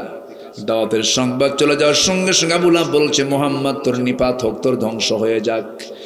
নবীজির 2টা মেয়েকে তালাক দিয়ে ফেললো। আমার নবীজির ঘরে 2টা মেয়ে তালাক প্রাপ্ত হয়ে চলে আসলো। নবীজির দিন চতুর্দিকে ছড়িয়ে দিলেন। আমার বন্ধুগণ, ধীরে ধীরে দাওয়াতি কাজ শুরু হয়ে গেল, নির্যাতন শুরু হয়ে গেল। কিন্তু আমার নবীজি দাওয়াতি কাজ থেকে এক চুল পরিমাণ নড়লেন না, কারণ আল্লাহ রাব্বুল আলামিন তাকে বলছেন উদউ ইলা সাবিলি রাব্বিকা বিল হিকমাতি ওয়াল মাউইযাতিল হাসানাহ ওয়াজাদিলহুম বিল্লাতী হিয়া আহসান ইন্না রাব্বাকা হুয়া আ'লামু বিমান দাল্লা আন সাবিলিহি ওয়া হুয়া আ'লামু বিল মুহতাদিন। জোরে বলুন আল্লাহু আকবার। সূরাতুন নাহল আয়াত নাম্বার 125। হে নবী, আপনি দাওয়াত দিন প্রজ্ঞার সাথে, হিকমতের সাথে। হিকমত মানে কিন্তু হক আড়াল করা নয়, হককে সুস্পষ্টভাবে উপস্থাপন করা প্রজ্ঞার সাথে। উত্তম নসিহতের মধ্যে দিয়ে আপনি কালিমার দাওয়াত দিন। আমার নবী মক্কার মাটিতে দাওয়াত দিতে গিয়ে ফুল পেয়েছেন না পাথর পেয়েছেন? আঘাত পেয়েছেন। কালিমার দাওয়াত দিতে গেছেন তিনি। সাইয়েদনা আবু বকর সিদ্দিক রাদিয়াল্লাহু তাআলা একদিন সকালবেলা ফজরের সময় তিনি কাবা শরীফের দরজার সামনে এসে নামাজে দাঁড়ায় গেছেন। উতবা, শাইবা, মুগীরা সবগুলো এক জায়গায় হয়ে গেছে। সাইয়েদনা আবু বকর রুকুতে থেকে যখন সিজদার দিকে চলে গেলেন, সঙ্গে সঙ্গে উতবা, শাইবারা করলো কি, লাফ মেরে তাকে জমিনে ফেলে দিল। চিৎ করে তার নাকের উপরে খড়ম জুতা দিয়ে চাপা দিল। নাকটা মোচা হয়ে গেল, ফিঙ্কি দিয়ে রক্ত পড়া শুরু হলো। বলা হলো আবু বকর তোকে আজকে মেরেই ফেলবো রে। সাইয়েদনা আবু বকর সেন্সলেস হয়ে পড়ে থাকলেন। তারা ভাবলো মনে হয় আবু বকর মারাই গেছে। মৃত্যুর কথা চিন্তা করে তারা সেই জায়গা থেকে জায়গা ত্যাগ করে চলে গেল। কিছুক্ষণ পর তার সেন্সটা ফিরলো। সেন্স ফিরি তার মনে হয়ে গেছে হারে আমার প্রতি যেমন তারা হামলা করলো, রাসূলকে না জেনে মেরে ফেলে কিনা। এই চিন্তা মাথায় নিয়ে সাইয়েদনা আবু বকর করলেন কি, সেই জায়গা থেকে নাকটা ধরলেন। কোনো মতো নিজের জীবনের দিকে না তাকায়া, পরিবারের দিকে না তাকায়া, নিজের বাড়ির দিকে দৌড় না মেরে, নিজে আড়াল না হয়ে সোজা চলে গেছেন নবীর দরজার সামনে। দরজায় গিয়ে বলে হুজুর দরজা খুলুন, অবস্থা খুব খারাপ, চোরাগুপ্তা হামলা শুরু হয়ে গেছে। আমার নবীজি দরজা খুলেই দেখেন তার নাকটা রক্তরঞ্জিত, গোটা জামাগুলো রক্তরঞ্জিত হয়ে গেছে। রাসূল কেঁদে ফেলে বলছেন বন্ধুরে তোর কে মারলো বল তোরে? হুজুর নামাজ পড়তে গেছি, আমার নাকের উপরে উতবা, শাইবা, মুগীরা আমাকে খড়ম জুতা দিয়ে রক্তাক্ত করে দিয়েছে, রক্ত পড়া বন্ধ হচ্ছে না। রাসূল বললেন কি করা যায়? সাইয়েদনা আবু বকর বলছেন হুজুর এই জায়গায় আপনার থাকা যাবে না, এই মুহূর্তে ওরা আবার হামলা করবে, মেরে ফেলবে। অতএব এই জায়গা থেকে আমরা স্থানটা ত্যাগ করে আমরা মক্কার বাইরে কোথাও চলে যাই। আমার নবীজি দিন কায়েম করতে গিয়ে, দিন প্রচার করতে গিয়ে কি অবস্থায় পড়ে গেছেন দেখেন। সাইয়েদনা আবু বকরকে সঙ্গে করে নিয়ে সেই জায়গা থেকে আস্তে করে বের হলেন, মক্কার আউটসাইডে চলে গেলেন। বলছেন আবু বকর, কেমন লাগে হুজুর? গায়ে কোনো শক্তি নাই, রক্ত শূন্যতায় ভুগতেছি। উটের দুধ খুঁজলেন, পেলেন না। দুম্বার দুধ খুঁজছেন, পারলেন, পেলেন না। সামনে গিয়ে দেখেন একটা বিশাল ছাগল পাল। একজন রাখালকে পেলেন, সেই রাখালকে ডাক দিয়ে বলছেন, রাখাল রে, এটা ছাগি দেবে নাকি? কি করবেন? দুধ দহন করবো, আমার বন্ধু না খাওয়া, রক্ত পড়ছে, দুধ যদি না খাওয়াই সে মরে যাবে। রাখাল বলছে, পারবো না আমি দিতে। কেন? ছাগলগুলোর মালিক আমি নয়, আমি হলাম রাখাল, আমার আমানতের খেয়ানত হয়ে যাবে। রাসূল এই কথা শুনে খুব খুশি হলেন। হারে, এই মরু অঞ্চলের একটা রাখাল, তার ঈমান নাই কিন্তু তার আমানতদারিতা আছে, তার ঈমানের গুণটা আছে।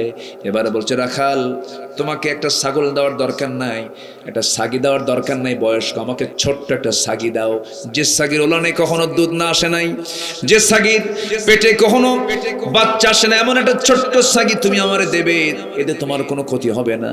সঙ্গে সঙ্গে ওই রাখালটা মনে মনে চুপচুপে হাসতেছে আর ভাবতেছে, লোকটা পাগল নাকি, ছোট্ট ছাগি দিয়ে কি করবে লোকটা, দেখি দিয়ে দেখি। নবীর সামনে ছোট্ট ছাগি যখন দিয়েছে, নবীজি তার দুই পায়ের মাঝখানে ছাগিটা নিয়েছেন। ওই ছাগিটার পিছন দিকের দুই পায়ের মাঝখান বরাবর যেখানে ওলান, সে ওলানে নবীজি তার বরকতি হাতটা রেখে দিলেন। বরকতি হাত রেখে তিনি ফু দিলেন বিসমিল্লাহ বলে। গোটা ওলানের দুধ টন টন করতেছে, দুধে ভরপুর হয়ে গেছে। এবার বলছেন, রাখাল তুমি আমার জন্য একটা বাটি নিয়ে আসো। বাটি নিয়ে আসা হলো। সেই বাটি যখন তাকে দেওয়া হলো, রাসূল দুধ দহন করতেছেন। দুধ দহন করতে করতে বাটিটা দুধ পূর্ণ হয়ে গেছে। আমার নবীজি বলছেন, আবু বকর সকালে মার খাইলা, এখন বরকতের দুধ পান করো। বিসমিল্লাহ বলে তিনি সেবন করা শুরু করলেন। এত দুধ পান করলেন, পেটের চামড়া টাইট হয়ে গেছে। কিন্তু তিনি বলছেন, হুজুর দুধ তো খাইলাম, কিন্তু দুধের পানি, দুধ তো বাটি থেকে কমে না। রাসূল বলছেন, তুমি দুধ কমাতে পারবে না, রাখাল তুমি খাও। রাখালের হাতে বাটি তুলে দেওয়া হলো। বিসমিল্লাহ বললেন রাসূল, সেও খাইল। বাটি থেকে দুধ কমে না। রাসূল বলছেন, এখানে যদি আল্লাহর কিছু বান্দা থেকে যেত, কেউ বাটি থেকে দুধ কমাতে পারতো না, যতক্ষণ আমার ঠোঁটটা আমি রাসূল ওই বাটির মুখে না লাগাবো। আমার নবীজি বাটিতে মুখ লাগালেন, পান করলেন, দুধ শেষ হয়ে গেল। আমার নবীজি সেখান থেকে আস্তে করে বলছেন, চল আবু বকর, সন্ধ্যা হয়ে গেছে, চলো আমরা এখন মক্কার দিকে ফিরে যাই। রাখালটার চোখে পানি। রাখাল কান্দে আর কয়, আমাকে সাথে নিয়ে যান না কেন? রাখালের কথা শুনে রাসূল বলছেন, তুমি যদি চলে যাও, ছাগলগুলো দেখবে কি তোমার আমানতের তো খেয়ানত হয়ে যাবে। তুমি তো নিজেই বললাকে, তাই তো ঠিক আছে, আমি যাব না। কিন্তু আপনারা যদি যেতেই চান, আমাকে একটা দোয়া শিখে দিয়ে যান। কোন দোয়া? যে দোয়াটা আপনি মনে মনে পড়লেন, কি যেন বললেন, ওই ওলানে ফু দিলেন, ওলানটা দুধে ভরপুর হয়ে গেল, সেই দোয়াটা আমারে শিখায় দেন। রাসূল বলেন, তুমি কি করবে এই দোয়া পয়রা? রাখাল বলতেছে, সেই দোয়াটা মাঝে মাঝে পড়বো, ফু দেব, দুধ খাবো। যেরকম সুবহানাল্লাহ। রাসূল বলছেন, রাখাল রে, শিরকিয়াতের পচা দুর্গন্ধ নিয়া এই মুখ দেই দোয়া পড়লে কোনো কাজ হবে না। সঙ্গে সঙ্গে রাখাল বলে ফেলতেছে, শিরকিয়াতের গন্ধ আমার ভিতরে আছে, আপনাকে বললো কে? আমার তো মনে হয় আপনার সুন্দর চেহারাই প্রমাণ করে আপনি আব্দুল্লাহর পুত্র মুহাম্মদ হবে। যেরকম সুবহানাল্লাহ, আপনি আব্দুল্লাহর পুত্র মুহাম্মদ হবেন। রাসূল মুস্কি মুস্কি হাসি মেরে বলছে, রাখাল রে, চিনতে ভুল করো নাই, কিন্তু আমার আবু জেহেল চেনে নাই। আমারে মক্কার মানুষ আমাকে মেরে, আমার বন্ধুকে মেরে বের করে দিয়েছে। রাখাল তুমি আমাকে চিনে গেছো। ও রাখাল, তুমি আমাকে চিনছো? হাত আগায় দাও, পড়ায় দিলা, শাহাদু আল্লাহ ইলাহা ইল্লাল্লাহু ওয়াহদাহু লা শারীকা লাহু ওয়া আশহাদু আন্না মুহাম্মাদান আবদুহু ওয়া রাসূলুহু। আমার নবীজি কালেমা পড়ায় দিলেন।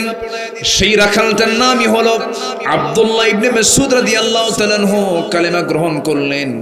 রাখাল যখন কালেমা পড়ল, আবু জেহেল মুস্কি মুস্কি হাসে। দেখ মুহাম্মাদের বাহিনী, দেখ রাখাল, দেখ মুহাম্মাদের বাহিনী, দেখ বেলাল, কালো কুসকুসা, বাপও গোলাম, ছেলেও গোলাম। আজকের সমাজেও কিছু লোক ইসলামী আন্দোলন করার একজন হাসে, আছে না নাই? আছে না নাই? আছে না নাই? ও তোমরা মাথায় রেখে দিও, আমার বিশ্বাস স্টুডেন্ট, তোমরা বাংলার জমিনে আল্লাহর দিন কায়েম হয়ে যাবে ইনশাআল্লাহ। আমার নবীজির হাতে বায়াত নিলেন রাখাল আব্দুল্লাহ ইবনে মাসউদ রাদিয়াল্লাহু তাআলা। কোন সাহাবী তিনি? তিনি যখন তেলাওয়াত করতেন রাসূল বলতেন তোমরা আমার আব্দুল্লাহ ইবনে মাসউদের তেলাওয়াত ফলো করো। আব্দুল্লাহর তেলাওয়াত যখন হয় আমার কাছে মনে হয় ওহী নাযিল হচ্ছে। জোরে কোন সুবহানাল্লাহ। একজন রাখাল থেকে কি সম্মান তিনি পেলেন। সারা জীবন তিনি কোরআন দিয়ে কথা বলেছেন। কি দিয়ে কথা বলেছেন? কোরআন দিয়ে। ম্যাক্সিমাম টাইম তিনি কোরআন দিয়ে উত্তর দিয়েছেন। তিনি একদিন দ্বিতীয় খলিফা ওমরের শাসনামলে একটা কাফেলা নিয়ে তিনি রওনা দিয়েছেন। সন্ধ্যা হয়ে গেছে, অন্ধকার হয়ে গেছে, সামনে ওমর ফারুক পড়ে গেছেন। তিনি বলছেন এই লম্বা কাফেলা কোন জায়গা থেকে আসে? চিনতে পারেন নাই ওমর ফারুক। ওই কাফেলার নেতা ছিলেন ইবনে মাসউদ রাদিয়াল্লাহু তাআলা আনহু।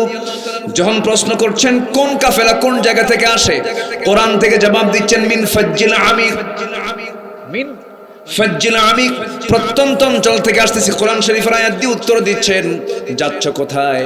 ইলা বাইতিল আতিক, আল্লাহর ঘরের দিকে যাচ্ছি। ওমর ফারুক চিন্তা করে এত বড় জ্ঞানী বাহাদুরকে এবার বলছেন এত সুন্দর করে কোরআন দিয়ে জবাব দাও, বলো তো কোরআনে কারীমের মধ্যে সবচেয়ে ভয়ঙ্কর আয়াত কোনটা? ফামান ইয়ামাল মিসকালা যাররাতিন খায়রান ইয়ারাহু ওয়া মান ইয়ামাল মিসকালা যাররাতিন শাররান ইয়ারাহু। এবার বলছেন ও কাফেরের লোকেরা, বলো তো কোরআনে কারীমের মধ্যে সবচেয়ে ব্যাপক অর্থ বহন করে এমন আয়াতটা কোনটা? ইন্নাল্লাহা ইয়া'মুরু বিল আদলি ওয়াল ইহসান ওয়া ইতা'i যিল কুরবা ওয়া ইয়ানহা আনিল ফাহশাই ওয়াল মুনকারি ওয়াল বাগি ইয়া'iদুকুম লা'আল্লাকুম তাযাক্কারুন। এবার বলা হলো কোরআনে কারীমের ভিতরে সবচেয়ে আশাব্যঞ্জক আয়াত কোনটা?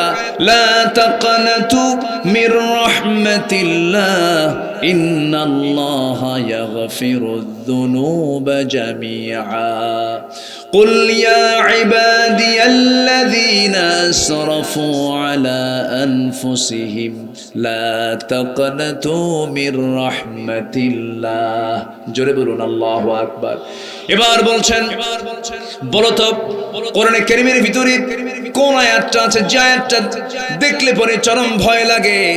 সঙ্গে সঙ্গে আবার যখন সেই জিলজালের সেই আয়াতটা বলে ফেলে দেওয়া হলো, ওমর ফারুক বলছেন আমি নিশ্চিত এই কাফেলার মধ্যে আব্দুল্লাহ ইবনে মাসউদ ছাড়া কেউ নাই। জোরে কোন সুবহানাল্লাহ। এই রাখাল হয়ে গেলেন শ্রেষ্ঠ মানুষ। এই রাখালের হাতেই জীবন চলে গেছে আবু জাহেলের। কার বলেন তো কার জীবন চলে গেছে? আবু জাহেলের। অনেক লম্বা কথা, শুনবেন? আগ্রহ আছে? সবার কি আগ্রহ আছে? জি, জোরে বলি ইনশাআল্লাহ। কেমন করে চলে গেল? এই আব্দুল্লাহ ইবনে মাসউদ একদিন মক্কার মাটিতে কাবা শরীফের চত্বরের সামনে দাঁড়ায়া আল্লাহর কালাম উচ্চ আওয়াজে তেলাওয়াত করলেন। তার তেলাওয়াতটা খুব সুন্দর ছিল তো।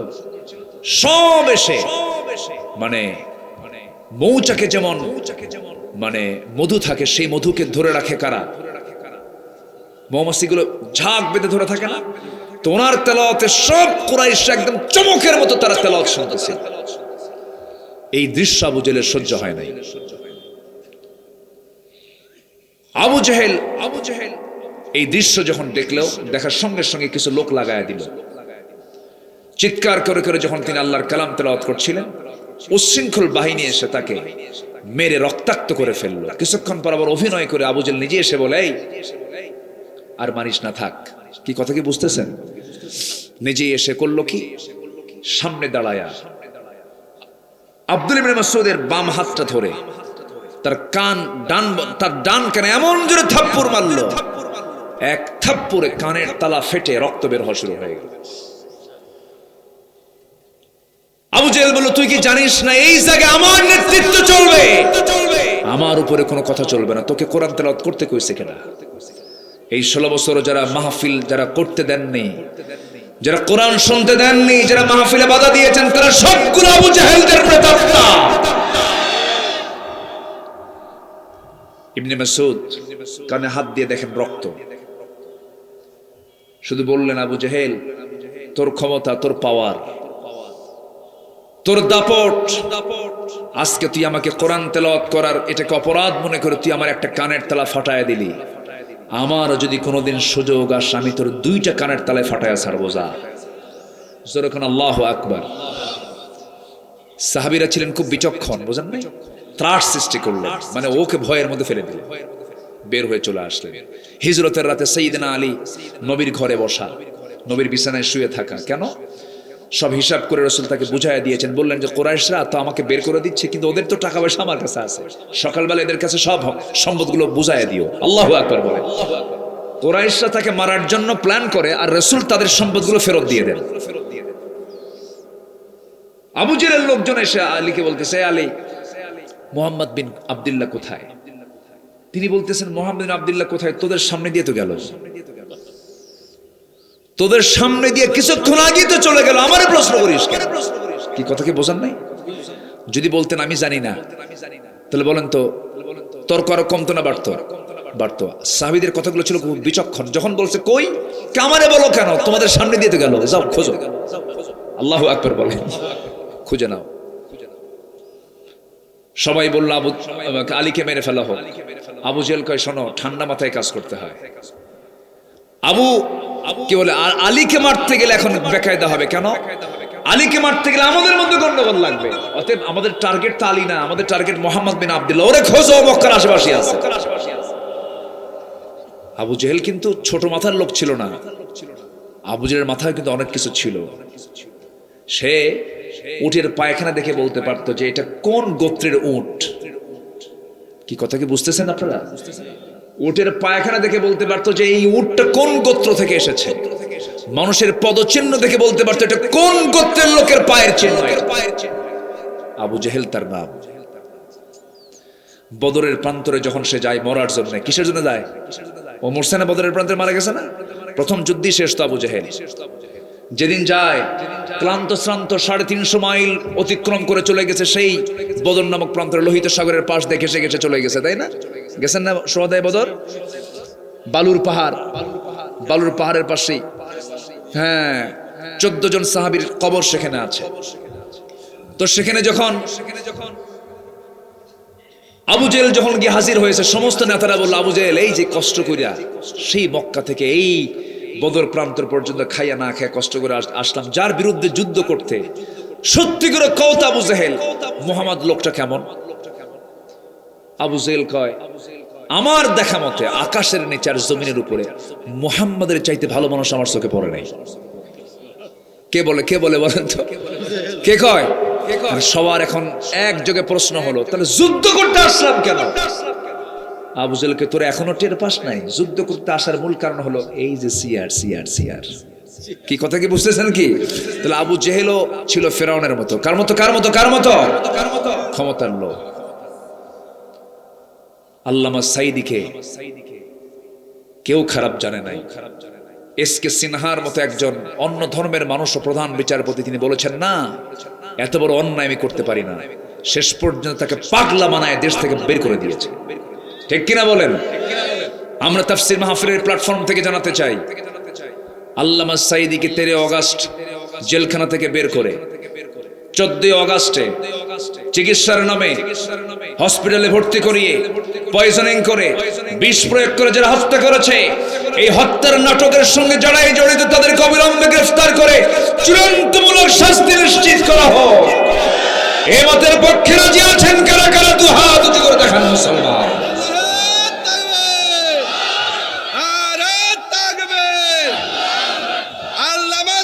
শত্রুরা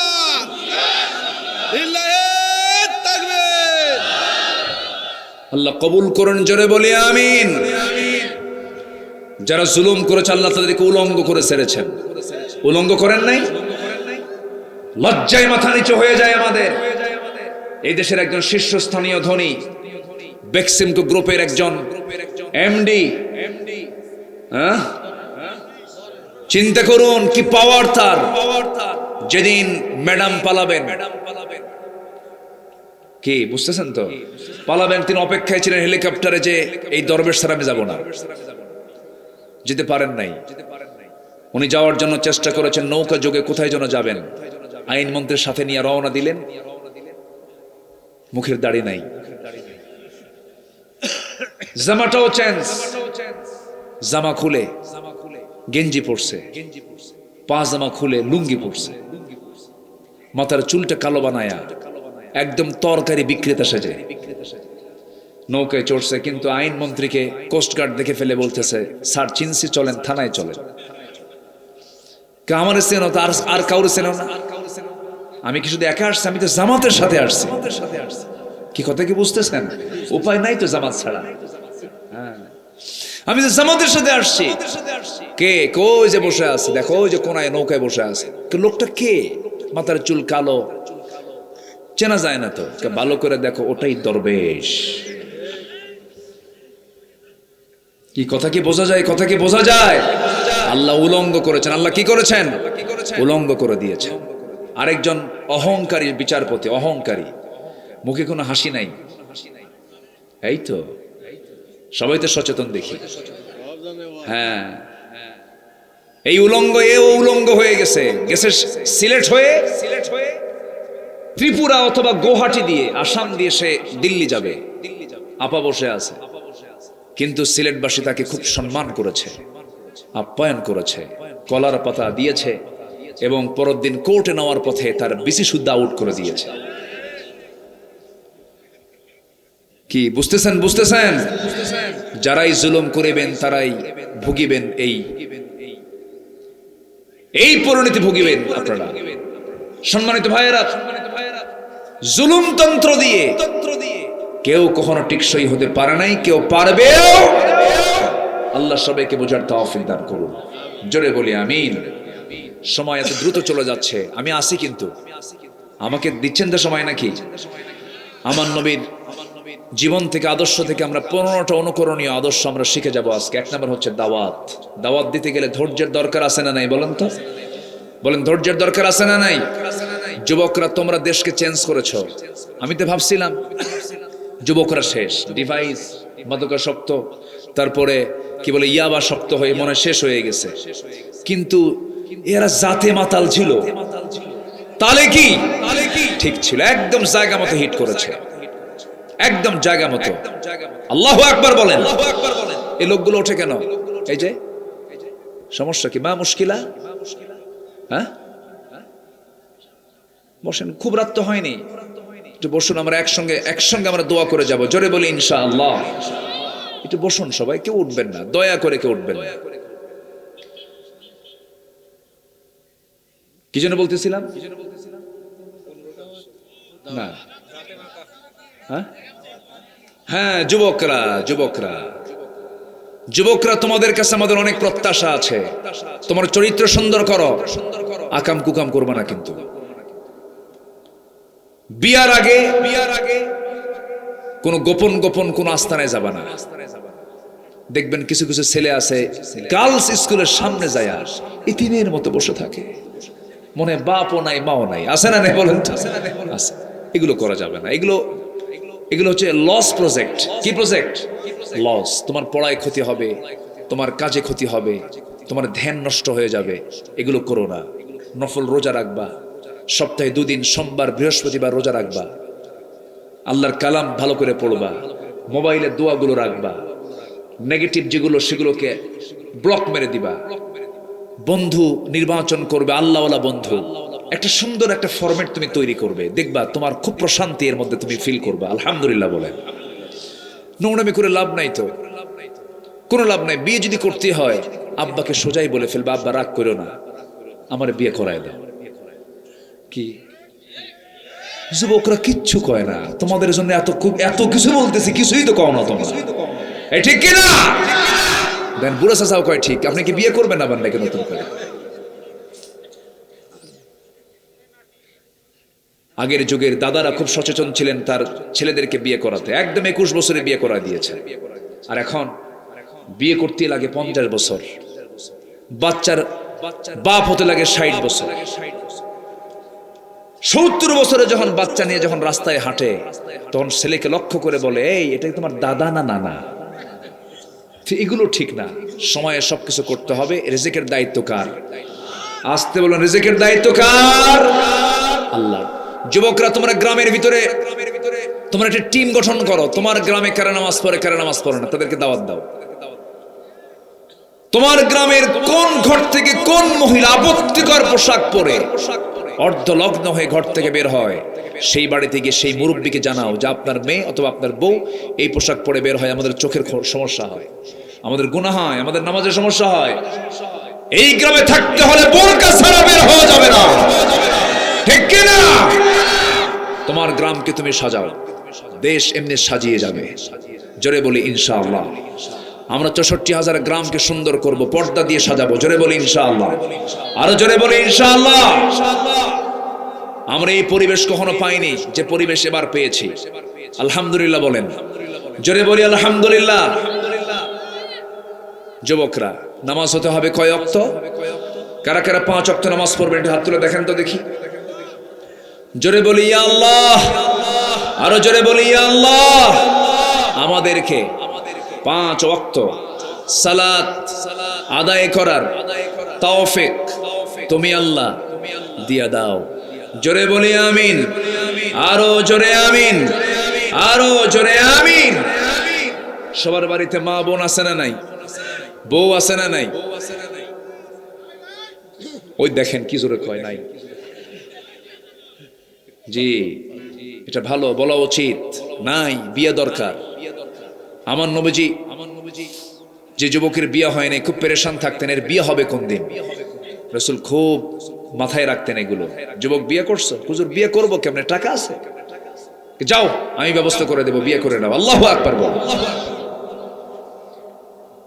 রাসূল তো খুব হাসি খুশি ছিলেন, মেয়েদেরকে বিয়ে দিয়েছেন, ছেলেদেরকে বিয়ে দিয়েছেন। তিনি ঘটকালি করতেন, নান্টু ঘটক না। কি কথা কি বুঝতেছেন? মিথ্যুক না, তিনি সুন্দর করে ব্যবস্থা করে দিতেন। বলি আলহামদুলিল্লাহ। সম্মানিত ভাইয়েরা, আসুন আমরা এখন 2 নম্বরে যাই। রাসূল ছিলেন একজন সুন্দর আদর্শ দায়ী, আমরাও দায়ী হব। জোরে বলি ইনশাআল্লাহ। নাম্বার 2 হচ্ছে রাসূল ছিলেন সাহসী। কি ছিলেন বলেন তো? সাহসী। আমরা কি থাকবো? বলেন বলেন বলেন, আমরা কি হব?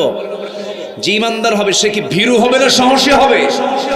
সাহসী, সুজা, তার মধ্যে সাহস কাজ করবে, সে কখনো ভয় পাবে না। ভয় কি তোমার সঙ্গে খোদা, মনের কাবায় কোরআন বাঁধা, মরলে শহীদ বাঁচলে গাজী, কে বা তোমায় বেফাকি। চলো চলো চলো মুজাহিদ, পথে যে এখনো বাকি। ভোলো ভোলো ব্যথা ভোলো, মুছে ফেলো ও আখি। চলো চলো মুজাহিদ। আল্লাহ কবুল করুন। জোরে বলি আমিন। সাহসী হতে হবে। রাসূল কি ভীরু ছিলেন না সাহসী ছিলেন? সাহসী ছিলেন।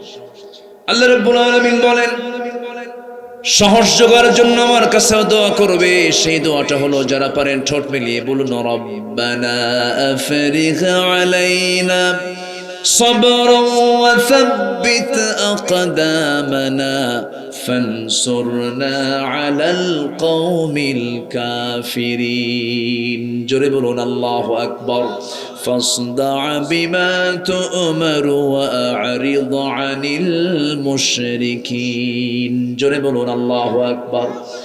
নাম্বার 3 হলো, আমার নবীজি ছিলেন ধৈর্যশীল, আমরাও ধৈর্যশীল হব। সকল কাজে ধৈর্যের দরকার আছে না নাই? নামাজ আগে না ধৈর্য আগে? বলেন বলেন বলেন। ধৈর্য ছাড়া কি নামাজ হবে নাকি? হবে না। বিয়ে আগে না ধৈর্য আগে? ধৈর্য আগে। ব্যবসা আগে না ধৈর্য আগে? এই যে মাহফিলে বসে আছেন, বসা আগে না ধৈর্য আগে? মন চাচ্ছে চলে যায় অনেকে, কিন্তু যাচ্ছেন না, এটার মধ্যে কি আছে? ধৈর্য আছে। বসে আছেন আপনারা, আমরা শেষ পর্যন্ত থাকবো। জোরে বলে ইনশাআল্লাহ। ধৈর্যশীলদের সঙ্গে আল্লাহর সম্পর্ক আছে। ধৈর্যহীন মানে হলো বড় বিপদ। রেগে যাবেন তো হেরে যাবেন, রেগজা রাখবেন তো আপনার ইমানটা হুমকির সম্মুখীন হয়ে যাবে। বাবার সঙ্গে রাগ করা যাবে না, বাবার সঙ্গে রাগ করলে পরে সব শেষ হয়ে যাবে। মার সঙ্গে রাগ করা যাবে না, সব শেষ হয়ে যাবে। কিন্তু এমন সন্তান শুধু রাগই করে না, মাকে পর্যন্ত থাপ্পড় মারে এমন অযোগ্য সন্তানও সমাজে আছে না নাই? বাপকে ভাত দেয় না, মাকে ভাত দেয় না, বাপ মার খোঁজ খবর নেয় না।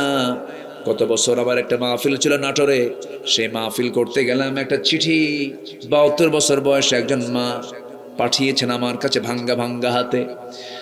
লিখেছেন, হুজুর আমার বয়স 72 বছর, একটা মেয়ে বিয়ে দিয়েছি, 3টা ছেলে বিয়ে করাইছি, এই 3টা সন্তান আমার ঘরের চতুর্পাশে তাদের ঘর, 3 বাড়িতে 3 সন্তানের বাড়িতে 3 হাঁড়িতে রান্না বান্না হয়, সে রান্নার গন্ধগুলো আমার নাকে এসে ধাক্কা খায়, কিন্তু বুড়া বয়স আমি 72 বছর বয়সে নিজের রান্না নিজেই করি। হুজুর দোয়া করবেন আমার সন্তানদের কলিজা যেন বড় হয়, এই দোয়াটা আপনি করবেন। আমার ভাইয়েরা, অথচ ওই 3টা সন্তান যখন ছোট ছিল, ওই 3টা সন্তানকে মা যে খাওয়াইছেন 3 হাঁড়িতে না 1 হাঁড়িতে, 1 হাঁড়িতে তখন কোনো সমস্যা হয় নাই। এমন কিছু অপদার্থ অযোগ্য কিছু সন্তান আছে, মাদেরকে দেখতে চায় না, বইয়ের খপ্পরে পড়ে অনেকে এরকম ভুলভাল বোঝে, রং চিন্তা করে। বইয়ের দামও আছে, মায়ের দামও আছে। বইয়ের সামনে মাকে খাটো করবেন না, মার সামনে বউকে খাটো করবেন না, এটা গুরুত্ব আছে, ঠিক আছে, কিন্তু মার সমান সমতুল্য পৃথিবী তার দ্বিতীয় জন হতে পারে না।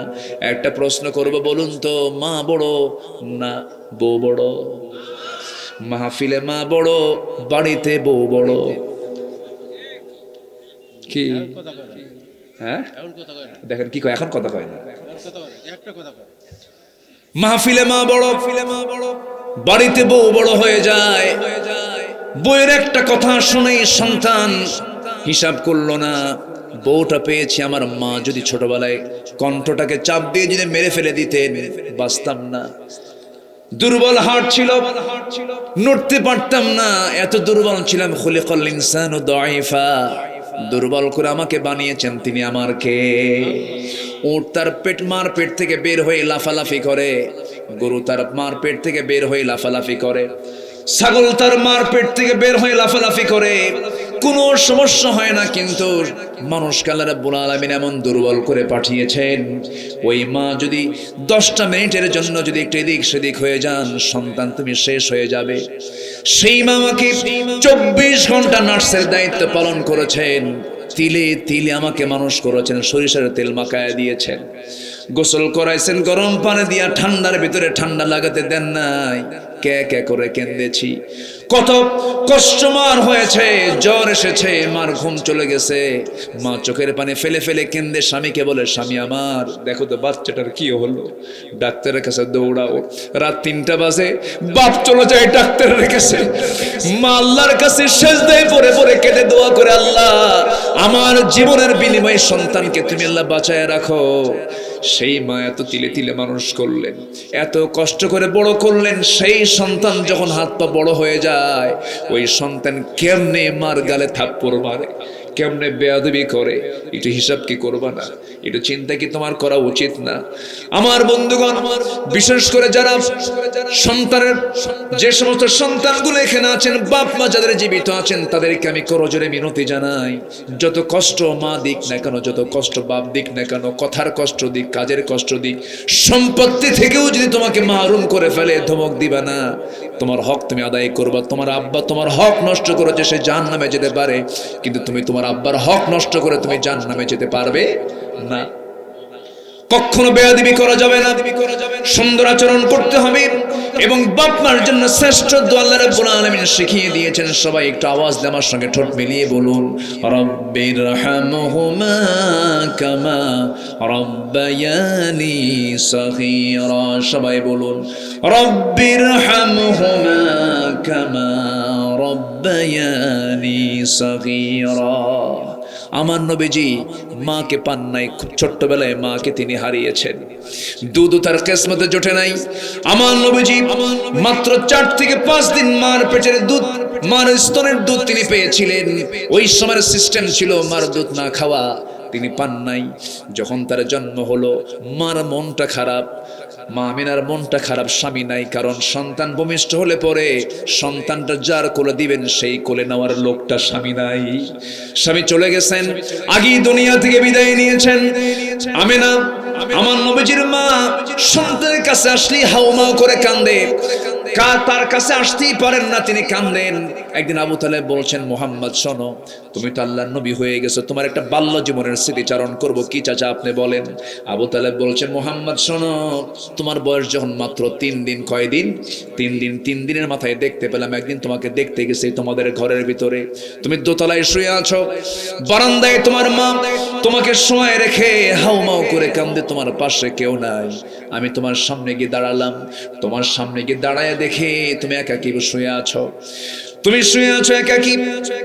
আমি লক্ষ্য করে দেখি আকাশের চাঁদ নড়াচড়া করে, কিন্তু পরক্ষণে তোমার হাতের দিকে তাকায় দেখি মুহাম্মদ, তুমি তোমার ডান হাতটা যখন বাম দিকে নাও, চাঁদটা বাম দিকে যায়, বাম হাতটা যখন ডান দিকে নাও, চাঁদটা ডান দিকে চলে যায়। যখন ভাতিজা মুহাম্মদ তুমি যখন তোমার 2 হাতটা দিয়া নিচের দিকে একটু টেনে আনো, চাঁদ তোমার কাছাকাছি চলে আসে।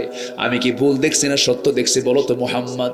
রাসূল বললেন, চাচাজি আপনি যা দেখেছেন সত্যই দেখেছেন, কারণ আমার মা আমার খেদমত করতে গেলেই আমার মা শুধু কান্দে, আমার মার কাছে আমি যেতে পারি না, মা আমার কাছে আসতে পারেন না, দারুণ কান্নায় ভেঙে পড়েন, স্বামীর কথা মনে হয়ে যায়।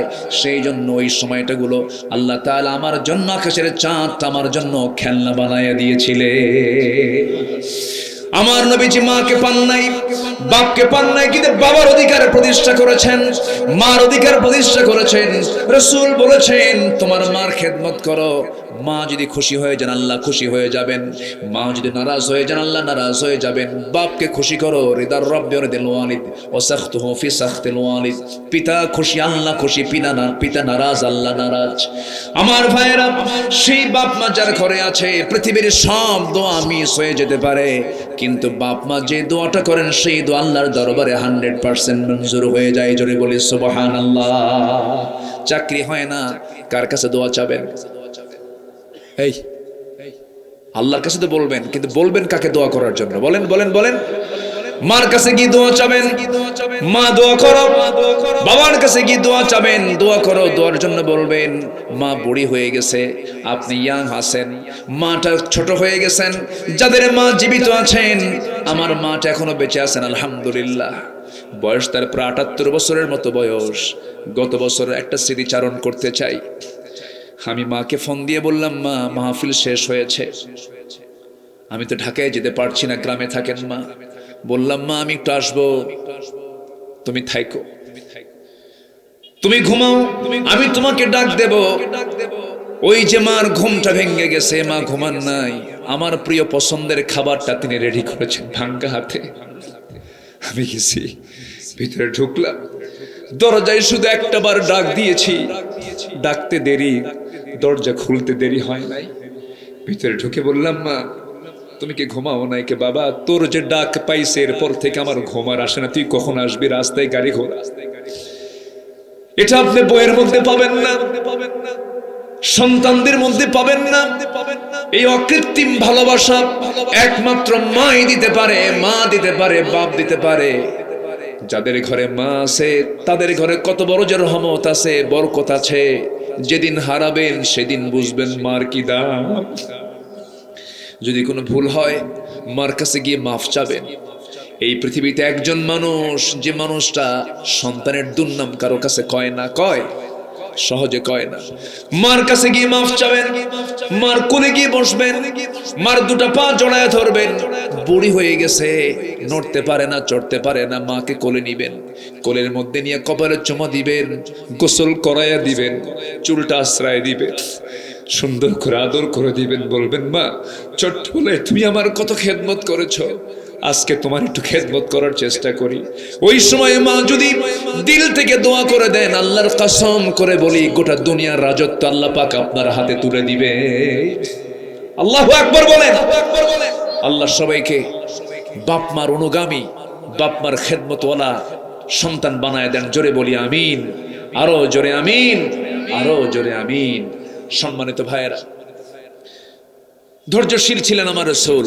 নাম্বার 4 হলো পরিবারের প্রতি দায়িত্বশীলতা রাসূলের প্রচন্ড ছিল। আমার রাসূল মেয়েকে বিয়ে দিয়েছেন, বিয়ে দিয়ে থাকতে পারেন নাই, বিয়ে দিয়েছেন, স্বামীর ঘরে গেছে। রাসূল খালি যেতেন ওই বাড়িতে, ঘন ঘন যেতেন জামাইয়ের বাড়িতে। জামাইয়ের বাড়িতে ঘন ঘন যাওয়া অনেকে লজ্জা মনে করে, কিন্তু রাসূল কখনো লজ্জা পান নাই। 3 দিন পার হতো না রাসূল চলে যেতেন জামাইয়ের বাড়িতে। ফাতিমা তুমি কেমন আছো? তোমাকে না দেখলে আমার ভাল লাগে না। আমার নবীজি বিশ্ব নবী, পরিবারের প্রতি তার এত টান ছিল। ফাতিমার ঘরে চলে যেতেন, 3 দিন পার হতো না।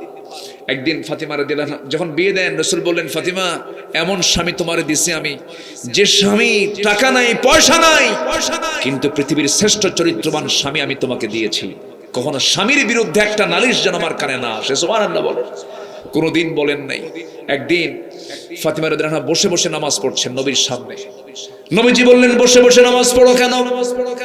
যুবতী মেয়ে তুমি, দাঁড়িয়ে দাঁড়িয়ে নামাজ পড়া দরকার। তিনি বলছেন, আব্বা আপনি তো বলেছেন স্বামীর দুর্নাম করা যাবে না। আমার গায়ের যে জামা দেখতেছেন সেই জামার পিছনে একটা ছেঁড়া অংশ আছে। আমি যদি দাঁড়িয়ে দাঁড়িয়ে নামাজ পড়ি, সেই ছেঁড়া অংশ আপনার দৃষ্টিগোচর হবে। মনে মনে ভাববেন আমার জামাই আলী আমার মেয়েকে কাপড়ে কষ্ট দেয়। আমার স্বামীর এতটুকু দোষ আপনার সামনে প্রকাশ পেয়ে যায়, কেটে চাই নাই মনে করে আমি বসে বসে নামাজ পড়ি। কি স্বামীর প্রতি তাদের আনুগত্য ছিল, ভালোবাসা ছিল। একদিন স্বামীর সঙ্গে পরামর্শ করি ফাতিমা নবীর সামনে এসে বলছেন, আব্বা জান আপনি তো রাষ্ট্রপতি, আপনার কাছে আসলাম একটা জিনিস চাইতে। কি? স্বামীর সঙ্গে পরামর্শ, আপনার জামাইয়ের সাথে পরামর্শ করছে। কি পরামর্শ বলো? দেখুন তো একটা খাদেম পাওয়া যায় নাকি? কেন, কি হয়েছে? মাটির ঘর, কাজ করতে নিয়ে কাপড় চোপড় গুলো নষ্ট হয়ে যায়, আপনার হাসান হোসেন নাতিগুলোর খেদমত করতে কষ্ট হয়, দেখুন তো একটা খাদেম দেওয়া যায় নাকি? রাসূল বললেন, ফাতিমা এইদিকে আয়। কাছে কাছে টানলেন, কাছে টেনে বলছেন, ও আমার কলিজার টুকরা ফাতিমা, তোমার বাবার যেই জুব্বা এই পাঞ্জাবিগুলো কে ধোয়? আপনি নিজেই ধোন। আমার ঘরগুলো আমি নিজেই ঝাড় দেই। আমার জন্য কোনো খাদেম আমি রাখি নাই, আমার কাজ আমি নিজেই করতে পছন্দ করি। আমি চাই না তোমার বাড়িতে কোনো খাদেম নিযুক্ত হোক, আমি চাই তুমি নিজেই সমস্ত কাজগুলো সম্পন্ন করো। আমি তোমাকে একটা আমলনামা শিখিয়ে দিচ্ছি, সুবহানাল্লাহ, আলহামদুলিল্লাহ, আল্লাহু আকবার 33 33 বার করে সকাল সন্ধ্যা পড়বে। আল্লাহ পাক তোমার সমস্ত কাজের সমস্ত জিম্মাদারি আমার আল্লাহ নিজে নিয়ে নিবে। জোরে বলে সুবহানাল্লাহ। আমার মায়েরা মাহফিল আছেন কিনা জানি না। আমার মায়েরা নবীজি ফাতিমাকে বিয়ে দিয়েছেন, 3 দিনও পার হয় নাই। ঘন ঘন দেখতে যেতেন মেয়েদের প্রতি, তিনি অত্যন্ত দরদী ছিলেন। রাসূল বলেছেন, যার ঘরে 3টা মেয়ে তার জন্য 3টা পৃথক জান্নাত। জোরে কোন সুবহানাল্লাহ। রাসূল মেয়েদের দাম দিয়েছেন, সম্মান দিয়েছেন, মা জাতিকে দাম দিয়েছেন। সেই যুগে, যে যুগে নারীর কোনো মূল্যায়ন ছিল না, জীবন্ত পুঁতে হত্যা করতে, সেই যুগে রাসূল বলেছেন একটা নারীর পায়ের নিচে আমার আল্লাহ জান্নাত রেখে দিয়েছেন। জোরে বলেন সুবহানাল্লাহ। কয়টা মেয়ে ছিল রাসূলের? বলেন তো কয়টা মেয়ে? 4টা মেয়ে ছিল। একটা দিয়েছেন ধনীর সাথে, আর একটা দিয়েছেন গরিবের সাথে। একজন ছিলেন শ্রেষ্ঠ ধনী উসমান জিন্নুরাইন, অনেক বড় একজন উঁচু মানের সাহাবী ছিলেন, খুব হায়া ছিল তার, লজ্জা ছিল তার কাছে রাসূল 2টা মেয়ে দিয়েছেন। কয়টা মেয়ে দিয়েছেন? 2টা মেয়ে দিয়েছেন। একটা মারা যাওয়ার পর আরেকটা মেয়ে দিয়েছেন। রাসূল বলতেন মাঝে মাঝে, আমার তো দ্বিতীয় মেয়েটাও মারা গেল, আরেকটা মেয়ে থাকলে আমি আরেকটা মেয়ে তারে দিতাম। আল্লাহু আকবার বলেন। উসমান জিন্নুরাইন খুব ধনী ছিলেন। কি ধনী দেখেন, নবীর কাছে এসে বলতেছেন, হুজুর আমার এত সম্পদ আর ভাল লাগে না, আপনি আমার জন্য দোয়া করুন, আমি যেন গরিব হয়ে যাই। আচ্ছা বলেন তো, কোনো ধনী কি কয় আমি যেন গরিব হই? এরকম ধনী কি পাইছেন আজকের সমাজে? কিন্তু উসমান জিন্নুরাইন বললেন, ইয়া রাসূলুল্লাহ সম্পদ আর ভাল লাগে না, আপনি আমার জন্য দোয়া করুন, আমি যেন গরিব হয়ে যাই। রাসূল বলেন, উসমান এইদিকে আসো, তুমি কি আমল করো আমি একটু শুনি। আচ্ছা তুমি খাইতে বসো কেমনে? হুজুর জমিনে যখন খাই তখন খাবারগুলো খুব যত্ন করে খাই, এমনকি আমি উটের পিঠেও যখন চলন্ত অবস্থায় যখন খেতে বসি, উট চলতেছে আমি খাচ্ছি, চলন্ত অবস্থায় যদি আমার হাত থেকে চট করে যদি কোনো দানা পড়ে যায়, উটকে আমি সেই জায়গা থেকে বসাই, আমি নিজে নামি ওই দানা তুলে এনে ধুয়ে মুছে সাফ করে ওই দানাটা আমি খাই। রাসূল বলেন, তোমার সম্পদ তো কমার আমল না, এগুলো তোমার সম্পদ আরো বাড়বে। জোরে বলে সুবহানাল্লাহ, আরো জোরে বলে সুবহানাল্লাহ। তাহলে পরিবারের প্রতি আমাদের যত্ন নেওয়ার দরকার আছে না নাই?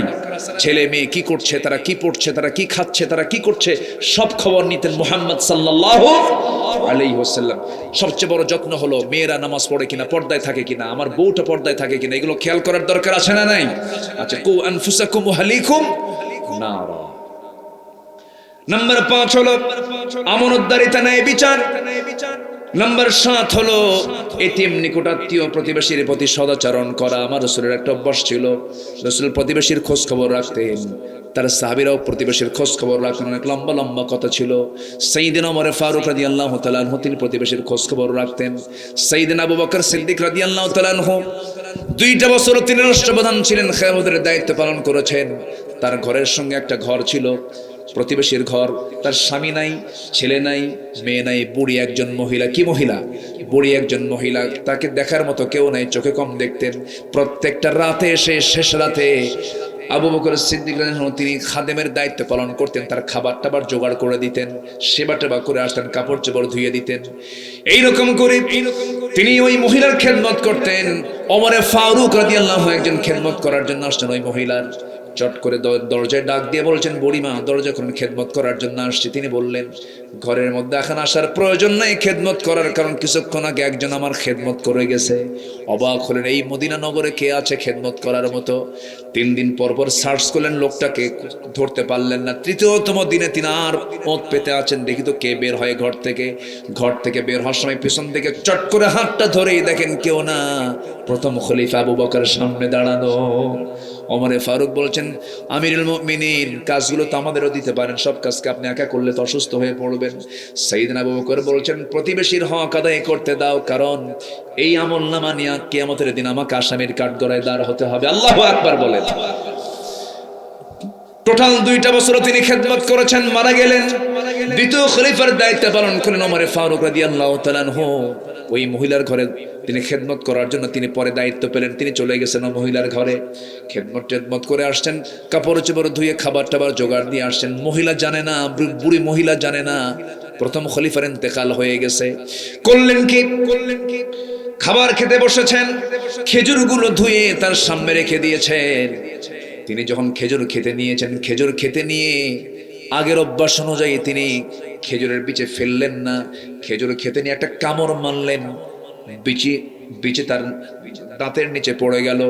সঙ্গে সঙ্গে তিনি অনুমান করলেন, বুঝতে পেরেছে আমার আগের খাদেম আবু বকর নাই, কারণ আমার আবু বকর যখন আমাকে খেজুরগুলো ধুয়ে দিত, শুধু খেজুর ধুয়ে দেয় নাই, প্রত্যেকটা খেজুরের বিচিগুলো সব খুলে সাফ করে আমার সামনে দিতে যেন আমার খেতে কষ্ট না হয়। আল্লাহু আকবার বলেন। প্রতিবেশী প্রত্যেক রাতে আবু বকর সিদ্দিক রাদিয়াল্লাহু তাআলা যখন জনগণকে দেখতে যেতেন, খালি পায়ে হাঁটতেন। কিসে হাঁটতেন? খালি পায়ে হাঁটতেন। পাথরের রাস্তা, মক্কার রাস্তাগুলো কি পাথর না? পাথরের রাস্তায় তিনি হাঁটতেন। মদিনার রাস্তা পাথরের রাস্তা দিয়ে হাঁটতেন। হাঁটতে নিয়ে পা ফেটে যাওয়ার সম্ভাবনা থাকে, রক্ত বের হওয়ার সম্ভাবনা থাকে। তিনি যখন হাঁটতেন, যখন খালি পায়ে হাঁটতেন, ওমরে ফারুক বলছেন, আপনি খালি পায়ে হাঁটেন কেন? রক্তাক্ত হয়ে যাবেন তো। তিনি বলতেন, ওরে ওমর, আমি যদি খড়ম জুতো পায়ে হাঁটি, ওই পাথরের সঙ্গে জুতার একটা ঘর্ষণ লাগবে, একটা আওয়াজ হবে। ওই আওয়াজে যদি আমার নাগরিকের, আমার জনগণের যদি ঘুম নষ্ট হয়ে যায়, কিয়ামতের দিন আমাকে আসামির কাঠগড়ায় দাঁড়িয়ে তারা জবাব দিতে হবে। আল্লাহু আকবার বলেন। আর নেতা আসিতেছেন ঢাকা হইতে, রংপুর মডার্মন হইতে দিনাজপুর পর্যন্ত 7 ঘন্টার জন্য গাড়ি বন্ধ। ওই সমস্ত নেতৃত্বের মুখে আমরা জুতা মারি, ঠিক কি না? জনগণের ক্ষতি করে কোনো কাজ করবে যারা, তাদের সঙ্গে আমাদের কোনো সম্পর্ক নাই। নাম্বার 7, আল্লাহর বিধানের প্রতি শর্তহীন আনুগত্য ছিল আমার নবীজির সবচেয়ে মূল কাজ। নাম্বার 8, আল্লাহর জন্য দিনের কাজে কঠিন পরিস্থিতিতে সবর ধরা। কঠিন পরিস্থিতি যত আসছে, আমার রাসূল কি ধৈর্যহীন হয়েছেন? ভরসা রেখেছেন কার উপরে? আল্লাহর উপরে। নাম্বার 9, ঈমানের পথে অবিচল থাকা। ঈমানের পথে অবিচল থেকে আমার মরণ যেন হয়। জোরে বলি আমিন। নাম্বার 10 হচ্ছে আল্লাহর প্রতি তাওয়াক্কুল করা। আল্লাহর প্রতি কি করা? তাওয়াক্কুল। ওমান ইয়াতাওয়াক্কাল আলাল্লাহ ফাহুয়া হাসবুহু ওয়া তাওয়াক্কাল আলাল্লাহ ওয়া কাফা বিল্লাহি ওয়াকিলা। নাম্বার 11 হলো কাজে কর্মে পরামর্শ করা। একা করে না, পরামর্শ করা। ওয়াশাবিরহুম ফিল আমরি ফাইদা আযামতা ফাতাওয়াক্কাল আলাল্লাহ। নাম্বার 12 হলো বিনয়ী হওয়া। নাম্বার 13 হলো ক্ষমাশীল হওয়া, ক্ষমা করতে জানা। নাম্বার 14 হলো কুফরের প্রতি কঠোর হওয়া। নাম্বার 15 হলো মুমিনদের ব্যাপারে পরস্পর রহমদিল হওয়া। এই 15টা গুণ আল্লাহ পাক নবীর জীবন থেকে আমাদের জীবনে বাস্তবায়ন করার তৌফিক দান করুন। জোরে বলি আমিন।